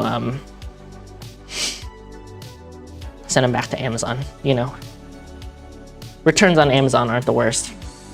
You are under UPS house arrest. I don't know, my hip is really bothering me right now. I don't really think you missed much. Just chatting and posing. So here, this is my worst side. Let's see, I think I put the back leg up. And half a step back. Backhand at the hip. And front hand like this. Ugh. Yeah, I mean, I'm not sure why that one specific pair had that problem with the waistband. It could be that I snagged it on something. Oh, that's one thing I will say. So these are like, the fabric is mostly nylon. It's like a relatively thick nylon, but they do snag, like kind of like tights, but it's not the worst. They are pretty squat proof, I would say. Like, where is it? This camera? But that being said, I have like my underwear is kind of like the color of my skin, but I think they're, especially if you get like a darker color, like they're pretty good. You know what I'm saying? No camel toe. Yeah, Aurola. A-U-R-O-L-A. Like they're literally in the description if you go to the description and you go to the athletic wear, affordable athletic wear on Amazon. He probably would steal them from you, yeah. So they're basically like Alphalete knockoffs. I don't have any Alphalete leggings, but that's what I think they are. I also like that so like you can kind of see the waistband is in 3 layers, like here, here, and here, where the ribbing like changes. So it's a little tighter around your waist. So it doesn't have elastic, but it is a little bit tighter around the waist, so it helps them stay up. Yeah, and there's, like I said, no seam in the front, so you don't get camel toe. And they have I think they have like maybe 2 lengths, so you can get the longer ones if you prefer longer shorts, but they also have the shorter ones. So, and there's nothing, they're just plain underneath. They don't have like that booty scrunch thing. They don't have the, no, it's not specifically elastic, but it's like the fabric is folded under and then hemmed. So, but like you see it's pretty good. It's pretty stretchy. I have a pair of the tie-dye ones and I really like them. I got like a purple and black tie-dye and they look really good. But I will say, I don't wash my activewear that much. So like I don't wear these kind of things out. I only wear them for workouts, so I don't wash them that often. So I wouldn't be able to tell you like how well they wash. But I think if you wash them with like colors, and you don't put the heat on high, and then if you're able to like air dry them, that'd probably be the best way to keep them looking good for as long as possible. But yeah, nice and stretchy. So I wear a size large. Let me look at the listing, and maybe I can tell you how accurate I think they are.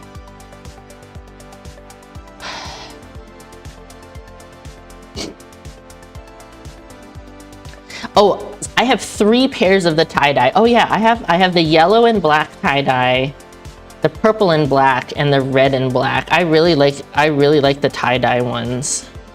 And I have a bunch of the leggings as well.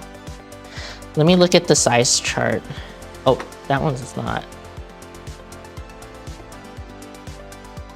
Let's see, I got the shorts in a medium.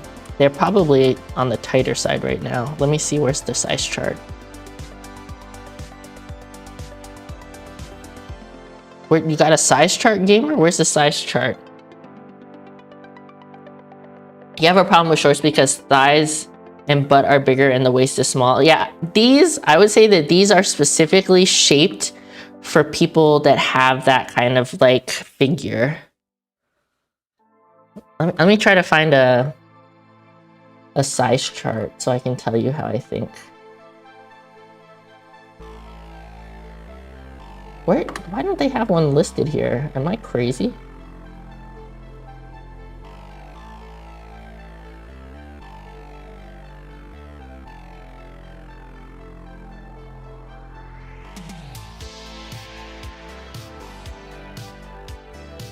I can't believe they don't have a size chart. Oh, I found one. What? Hello?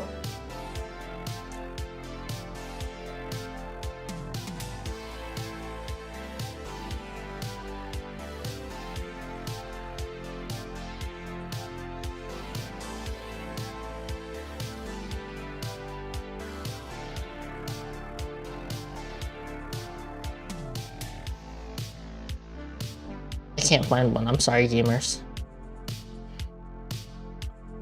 They do have a lot of colors. These? That one's unavailable. Do they have a size chart on there?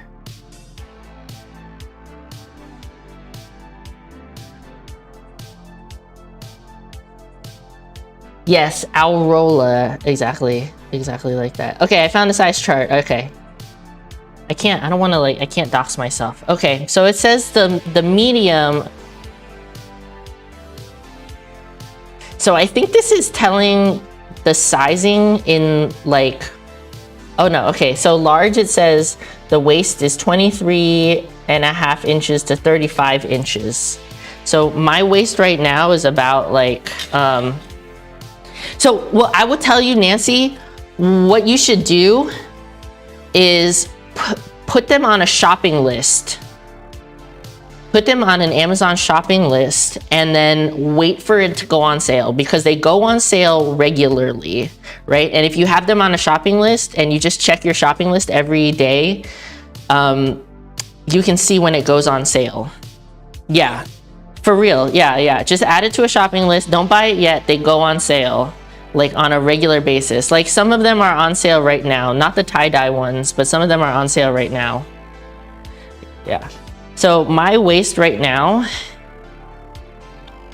is, if I'm like kind of tensing, but not like sucking in, if I'm just like kind of normal, it's 31, right?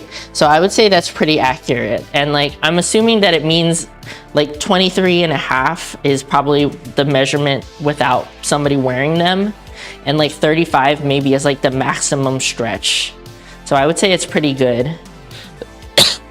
And then the hips, I think my hips are around 40 something.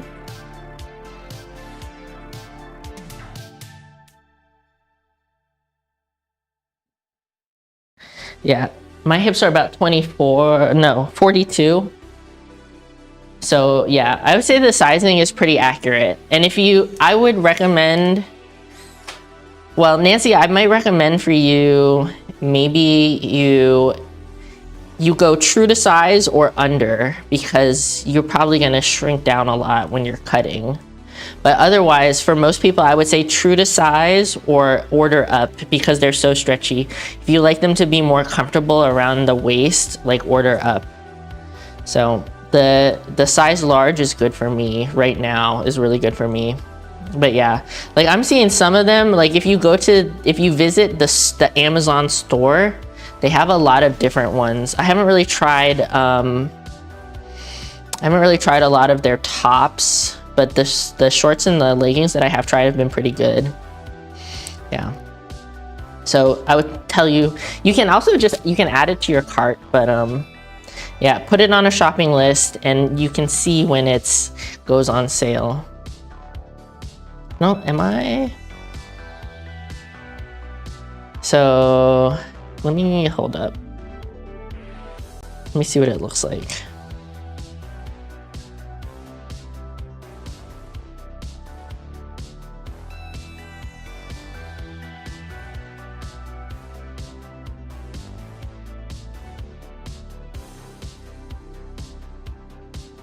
I gotta like, I don't want to dox my my address or anything. Okay. So like,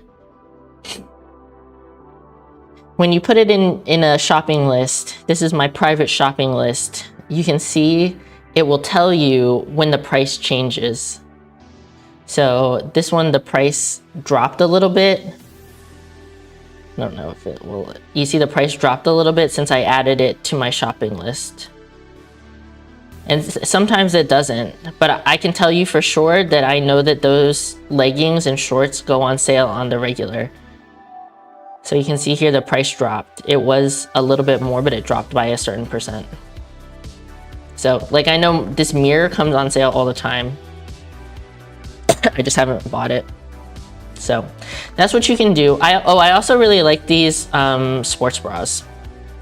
That's a different brand, but yeah. That's your professional deal writer deal hack of the day. Put stuff in an Amazon shopping list if you don't need it urgently and you want to wait and see if it comes on sale. Yeah, like winter clothes, summer clothes, because of your weight size changes during season. Using external price history checker is also pretty useful. Seeing previous price drops and how frequent it happens. Yeah, I use camel, but I can't show it on here because I can't show all of the Amazon page because it will dox my address. But yeah, you can use stuff like camel, or Keepa for Amazon price tracking. What's up, Tech? I'm doing well. How are you? Yeah, my shopping tip of the day. And yeah, if people are interested in that, I can talk about camel. I could probably pull up Keepa.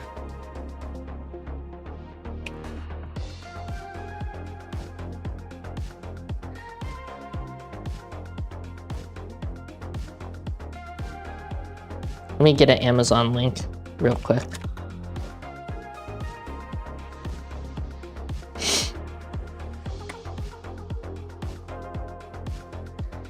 So I will say, I don't know if this works for other countries.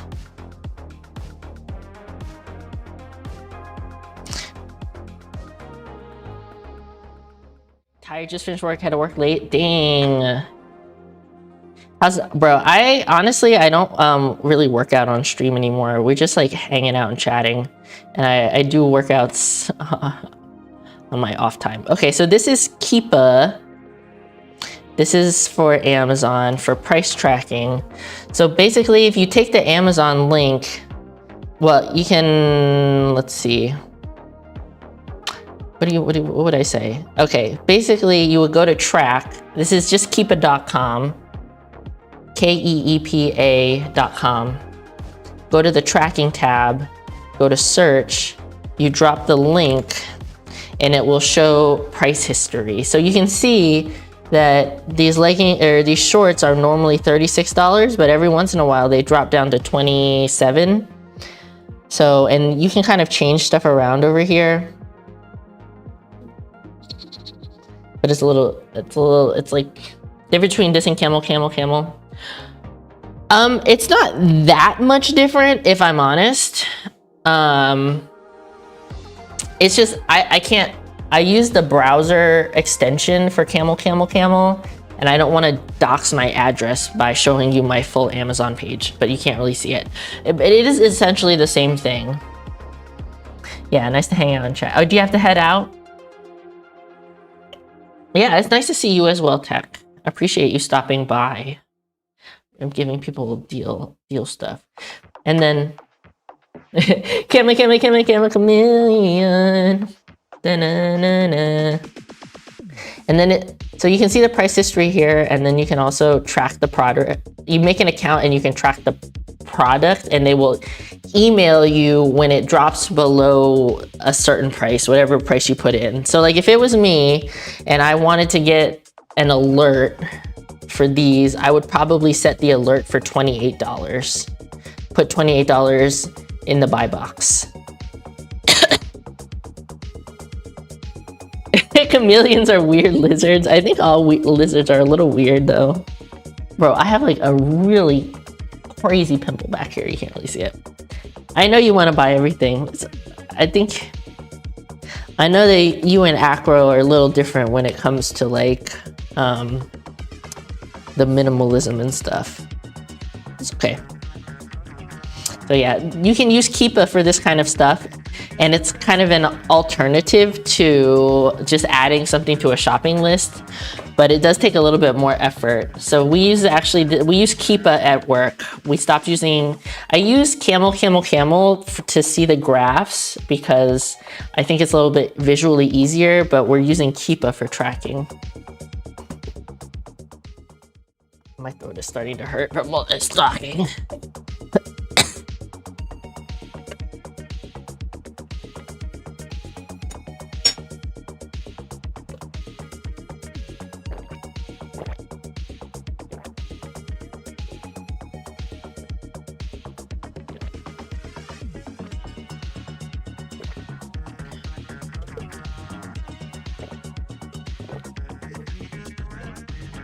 For me personally, I'm not a minimalist, but when it comes to clothing lately, I try, if I'm buy something, I try to find some stuff that I can declutter, because it's getting to the point where my closet is like kind of packed, and you know, like what's the point of like having it just in my closet if I'm not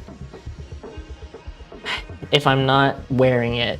So I declutter my clothes on the regular and I just donate it. You're gonna convince them to buy for both of you? I mean, it's good that it doesn't have the front seam, right? So it's not gonna like get a weird thing if you got stuff. You need to buy new shoes and a purse for summer. I bought myself a new purse kind of recently. And I actually filmed what's in my bag. I didn't edit it yet, but I actually filmed something that's like a what's in my bag. So look out for that video in the near future. I'm probably gonna try to edit it in the next couple days. It would be nice if I could get it out this week. Mr. Tote.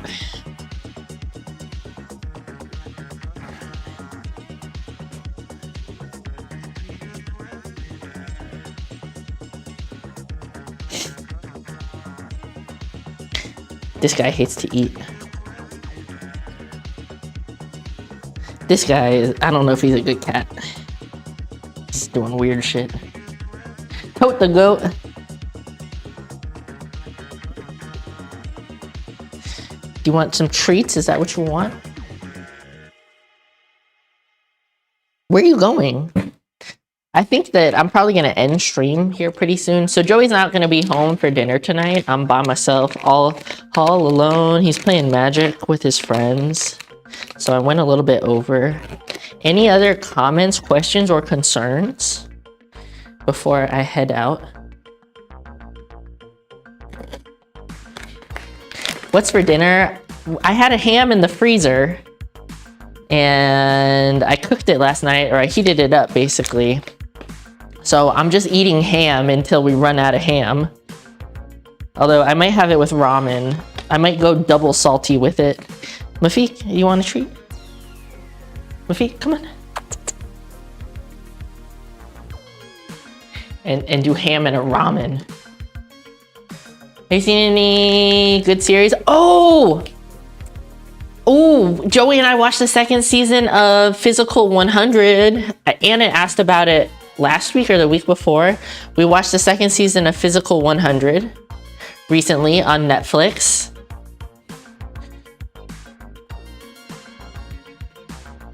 You want to see it? Yeah, so the second season is finished, so you can go binge watch it. I'm gonna go ham for dinner. So, I mean, I would say in general, I like it.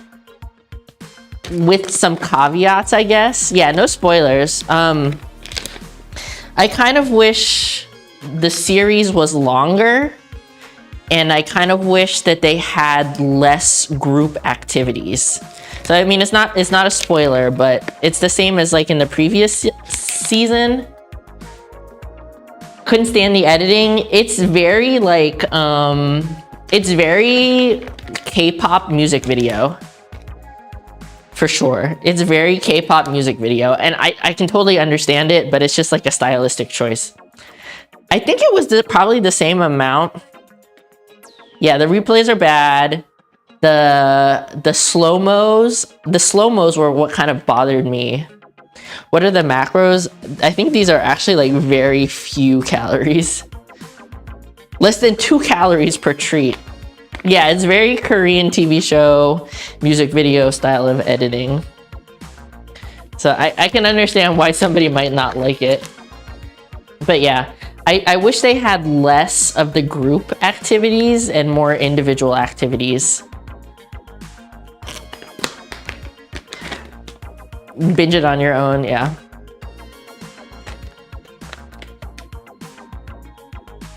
What are the macros on the cat? Like, what are their macros? I don't know. They don't have macros. Test seems somewhat simpler and easier than in season 1. Trying to think. Ugh, okay, I'm done getting slobbered on.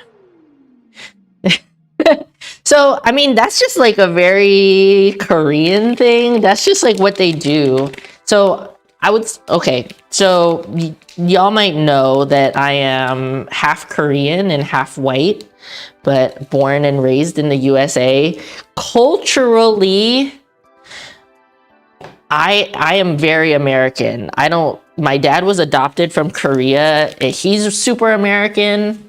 I have like literally no cultural connections to Korea, but I watch a lot of Korean YouTube videos, because I like aesthetic vlogs. I like what I eat in a day. I like mukbangs. I like that kind of stuff. And there's a lot of like a lot of Korean content in those categories.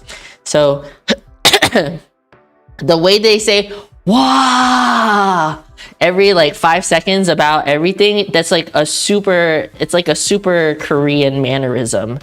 It's like how like the Chinese equivalent is when you hear old people, or like if anybody watched the Jackie Chan cartoon show and Jackie's uncle was like "Ay-ya," like every time something happened, it's like the equivalent of that, you know. I don't know what like the Japanese equivalent is, but it's just like a Korean mannerism that people do. Japanese the same way, eh? Yeah, that's true. I feel like it's kind of like, is kind of more like question or confusion. But yeah, it's kind of like how I say bruh, you know? It's like something happens, bruh. You ate some good food and you're like, bruh, you know? It's kind of like the same thing. And it's just like a cultural difference, you know what I'm saying? But yeah, Korean culture is very popular right now because K-pop is very popular right now. But it's just like a weird mannerism, and it's kind of like and oh, yeah. It's just if you're not used to it, I can see why you might not vibe with it, why somebody might not vibe with it, because it does stand out a lot. But like when the American equivalent just doesn't really stand out to us anymore because we are American. You know what I'm saying? Like I said, it's like me saying bruh. Like an accent. I'm trying to like think. I haven't watched anime. We've been watching mostly the dubbed anime. But yeah, it's like every culture has like something different that's like pretty similar. But I agree that I'm not a huge fan of the way they edited it, but that's just like what's popular in Korea. You know what I'm saying? That's how they roll over there. And it's not my favorite, but it was a fun show. It's a fun show with caveats. Do you know what I'm saying? Fun with caveats. You're totally American. I'm sure there's like something Australian that's like similar, but I don't consume enough Australian content to know what it is.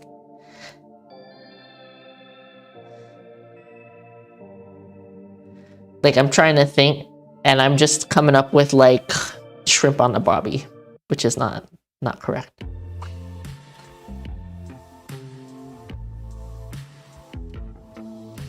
Yeah.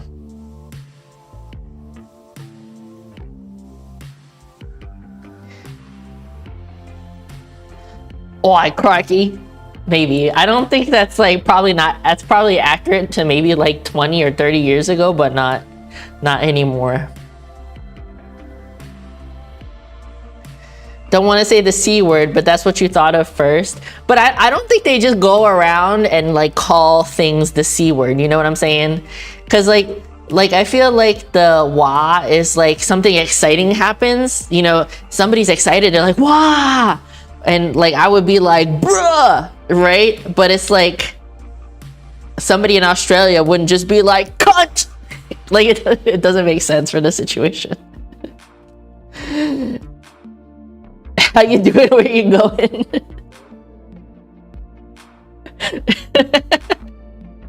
We'll have to, if yeah, I just like can't think. The C word doesn't actually come up quite often. I feel like I mean it doesn't bother me when people say it. I understand why someone might be offended by the C word, but yeah, it doesn't particularly. Oh, they do say that. Sick cunt. Yeah, they do say that. Yeah, yeah.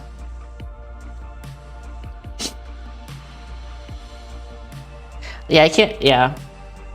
Yeah, like I said, it doesn't particularly bother me in like most contexts. Like if somebody called me a cunt, I'd probably be like, I might get offended depending on the like situation.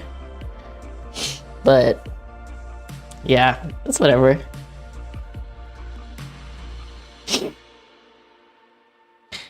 Heard they use the F slur faggot. I don't know. Like I don't watch a lot of Australian stuff. I'd be more offended if they called me a runt. That would be pretty sad. I would be pretty blown about that. Somebody called me a runt.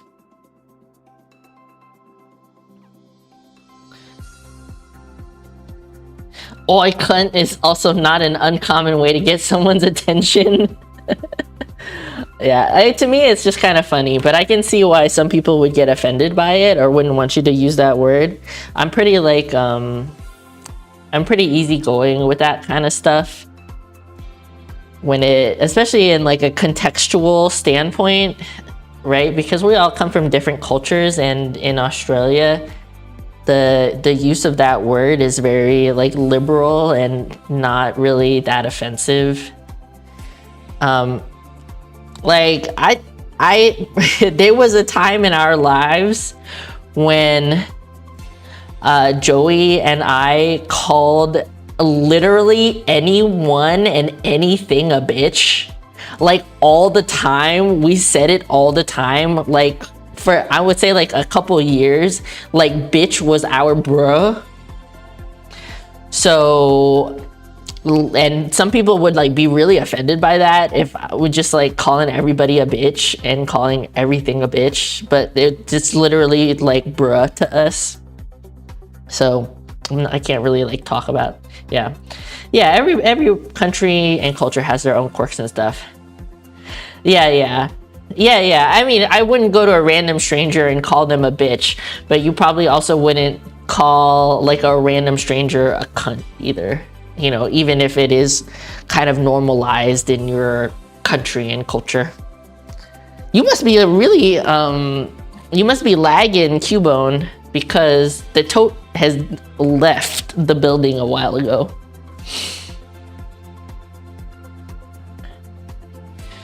Bitch. Yeah.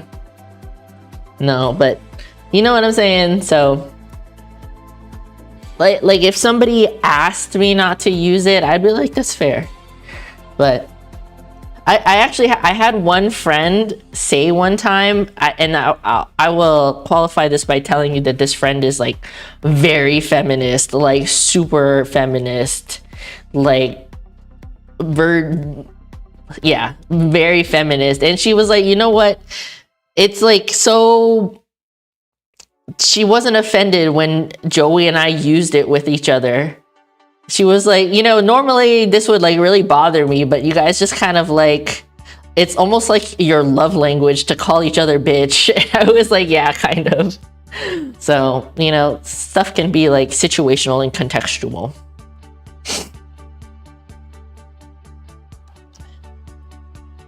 Anyways, any other comments, questions, or concerns?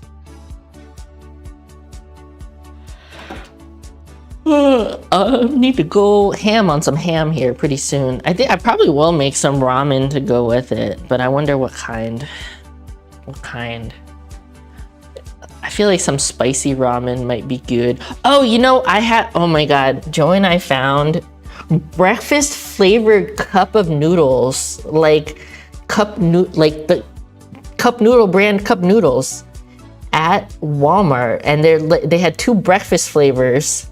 And I was like, it would be funny to do a video where I try instant ramen flavors that I've never tried before, and like do like, your sister sent you a pic of that? Oh my god, yeah. So we bought them, and I was like, I should do a YouTube video where we try instant ramen flavors that we've never tried before. So I'm gonna go to H Mart this weekend and see if I can find some other ones that I've never tried before. And I'll try to do a video about it. Yeah. I mean, I feel like I'm gonna like it because I am really into breakfast food in general, and I also like sweet and savory, and I also like instant ramen noodles. So I think it's gonna be a win for me, but you have not seen this show. But yeah, I think it'll be fun. I'm gonna try to get at least 1 to 3 more other kinds though, to make it, you know, to pad out the video a little bit. There's definitely some bulldog flavors that I haven't tried, and maybe, I'm trying to think what else. Maybe some instant ramen from like some Vietnamese or Thai instant noodles that I could try. Yeah, which service is this on? Only on the terrible_Hime YouTube channel. Don't forget to like and subscribe for more content. You saw a basil cream samyang and you didn't try it. You should have just grabbed one and brought it home. One year I bought I bought a couple flavors of instant ramen from the convenience store in Japan, and I just brought it home because I had some space in my bag. You played yourself, bruh. Yeah, I feel like you maybe be able to find it on the internet if you can't find it in stores.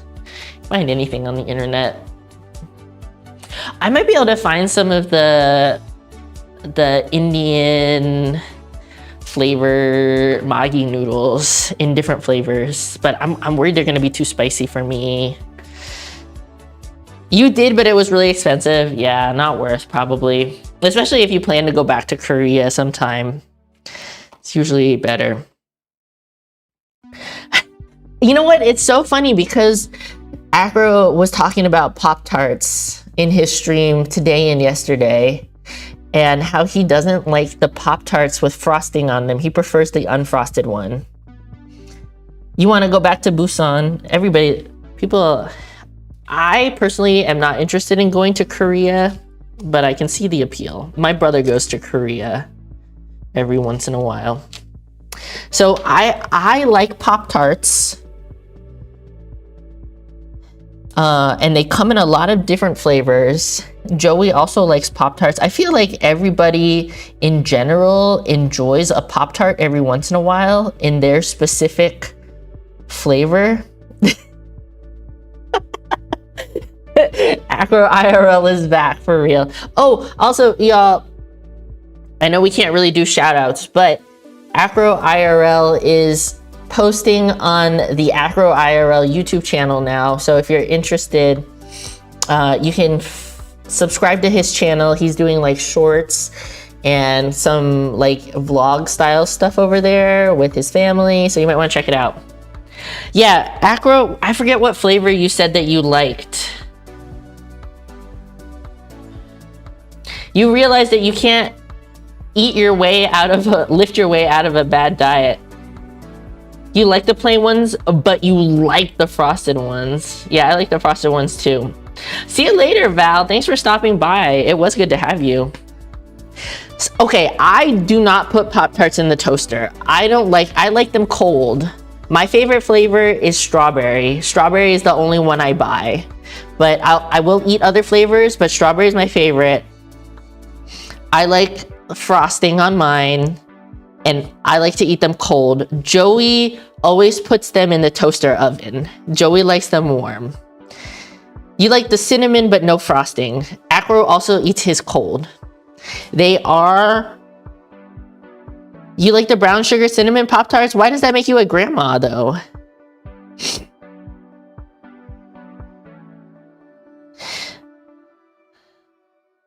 You never warmed them up? I've tried it, I just don't like it as much. No frosting, blueberry is pretty good. I would say blueberry is probably my second favorite. You just eat them, you don't give a fuck if they're warm or not. Joey always warms his. Joey loves them warm. So, Bolo, what is the issue that you're having with getting your eating under control? Like, I feel like I need a little bit more specific than that. What about Wildberry? Wildberry is okay, but it's not my favorite. Eggo waffle is pretty decent. I mean, believe me when I tell you that I did not eat very good food growing up. So I like this stuff. And I don't claim that it's good, but it doesn't mean that I don't like it. I like it. Do the hot breath move like it's gonna heat up my hands to warm up the popper. No, I don't do that. I don't even do that either. So, like, I like Pop-Tarts. I like Chef Boyardee. I like canned soup. What other, like, really basic stuff do I like? I like, oh my god, do you know what my one true, I don't even think this is like, maybe like, I don't want to say we were poor, but like, my one true, I don't know. Does anybody else eat Lebanon bologna? I absolutely love Lebanon bologna. And I just eat it by itself. I just like, I get the whole pack and I just take slices and I roll it up and I just eat it like that. I don't put it on sandwiches or anything. I don't cook it. I just eat it. I eat it completely cold, one piece at a time, rolled up. And that's like I have to stop myself from eating it because I could just like, I could eat so much Lebanon bologna.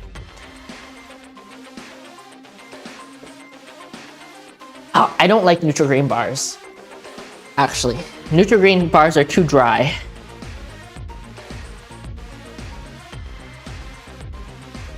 I don't like Nutri-Grain bars. I'm not really big on granola bars. I don't even like, I eat protein bars, but they're not my favorite.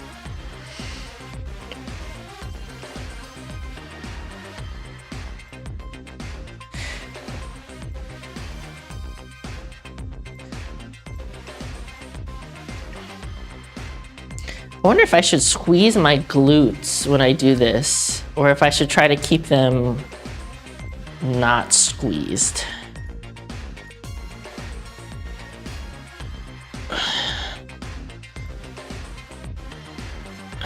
You like olive loaf bologna? I don't think I've actually ever had that. I'd probably like it, but I don't think I've had it.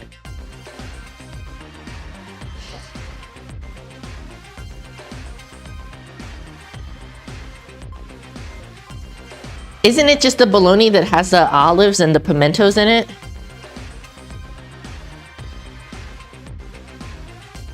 It's really hard to flex your legs and not squeeze your glutes.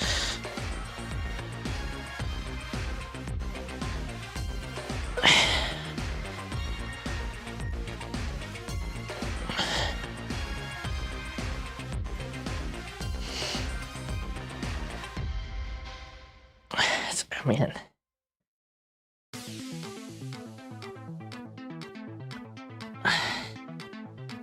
Trying to see if I get an answer from a bolo. You like olive those? Do you feel like it'd be alright? I like bologna in general. I think I would like it. I also like olives.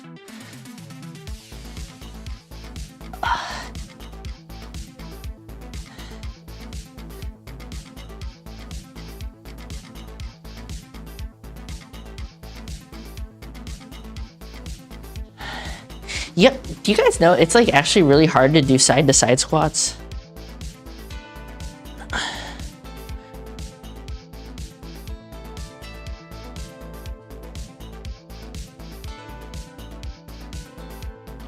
Ooh.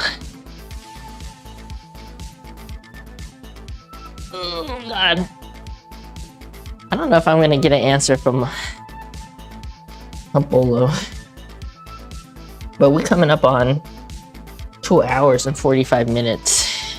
And my thrussy is starting to be sore from all this talking. This is probably more talking in... Are we talking sandwich meats? Because roast beef with like horseradish, mustard, and provolone, that does sound good, but I'm an Italian sub kind of a guy. I would eat so... That's like the only thing I order is Italian.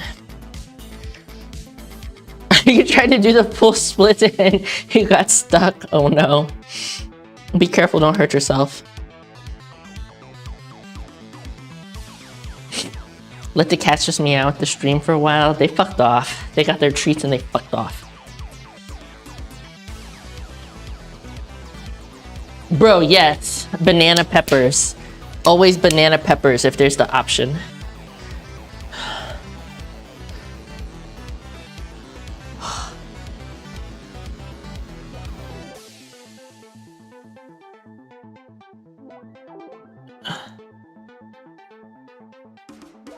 JK. I don't know if I'm gonna hear back. So I might just end the stream.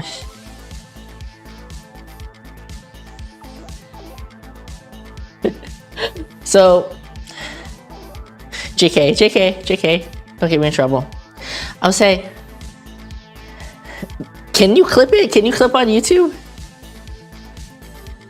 Yeah, so if you have, I don't really have time or I'm getting a little tired, so I'm gonna end the stream. But if there's any other comments, questions, or concerns, put them in the comment section and I'll try to like type out an answer for you. Or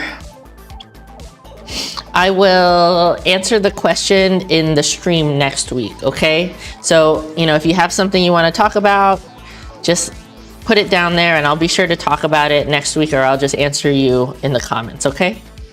I think you can clip something, but I don't know how. What was I gonna say? Don't forget to be responsible for your own gains. Don't be a dick and control your cock. Thank you everybody for being here. And look, we're gonna, I found out, so I tried to do this last week. I have to do this at the very end of the stream, and then I gotta just end the stream really quickly, okay? So I'm gonna do it now. Don't forget that if you're new here and you enjoyed the content, please subscribe. If you enjoyed this video, please like the video for the algorithm. Should be down here, little thumbs up. And if you want to be notified of the next time I post a video or I go live, make sure you click the bell somewhere and turn on notifications. Yeah, I mean, I so appreciate anybody that's able to come through to the streams and hang out and chat. I really love having y'all here. I feel like the YouTube streams lately have been like really good. I've been having a really good time. And we've been like talking about fun stuff and educational stuff. So I super do appreciate it. But I understand that like you know, schedules don't always line up, and a lot of people are not so into like the YouTube live streams. They would rather be on Twitch and stuff like that, and I understand, and I'm realistic with my expectations when it comes to the live streams. So like I said, I really truly do appreciate y'all being here, and if you're watching the VOD after the fact, I also appreciate those watch hours. Thank you so much. And if you'd like to, you can subscribe right here. The algorithm is recommending you a video up here. You can go watch that next. But if you want to see the playlist of all the live streams, you can go right here and check them out. Thank you.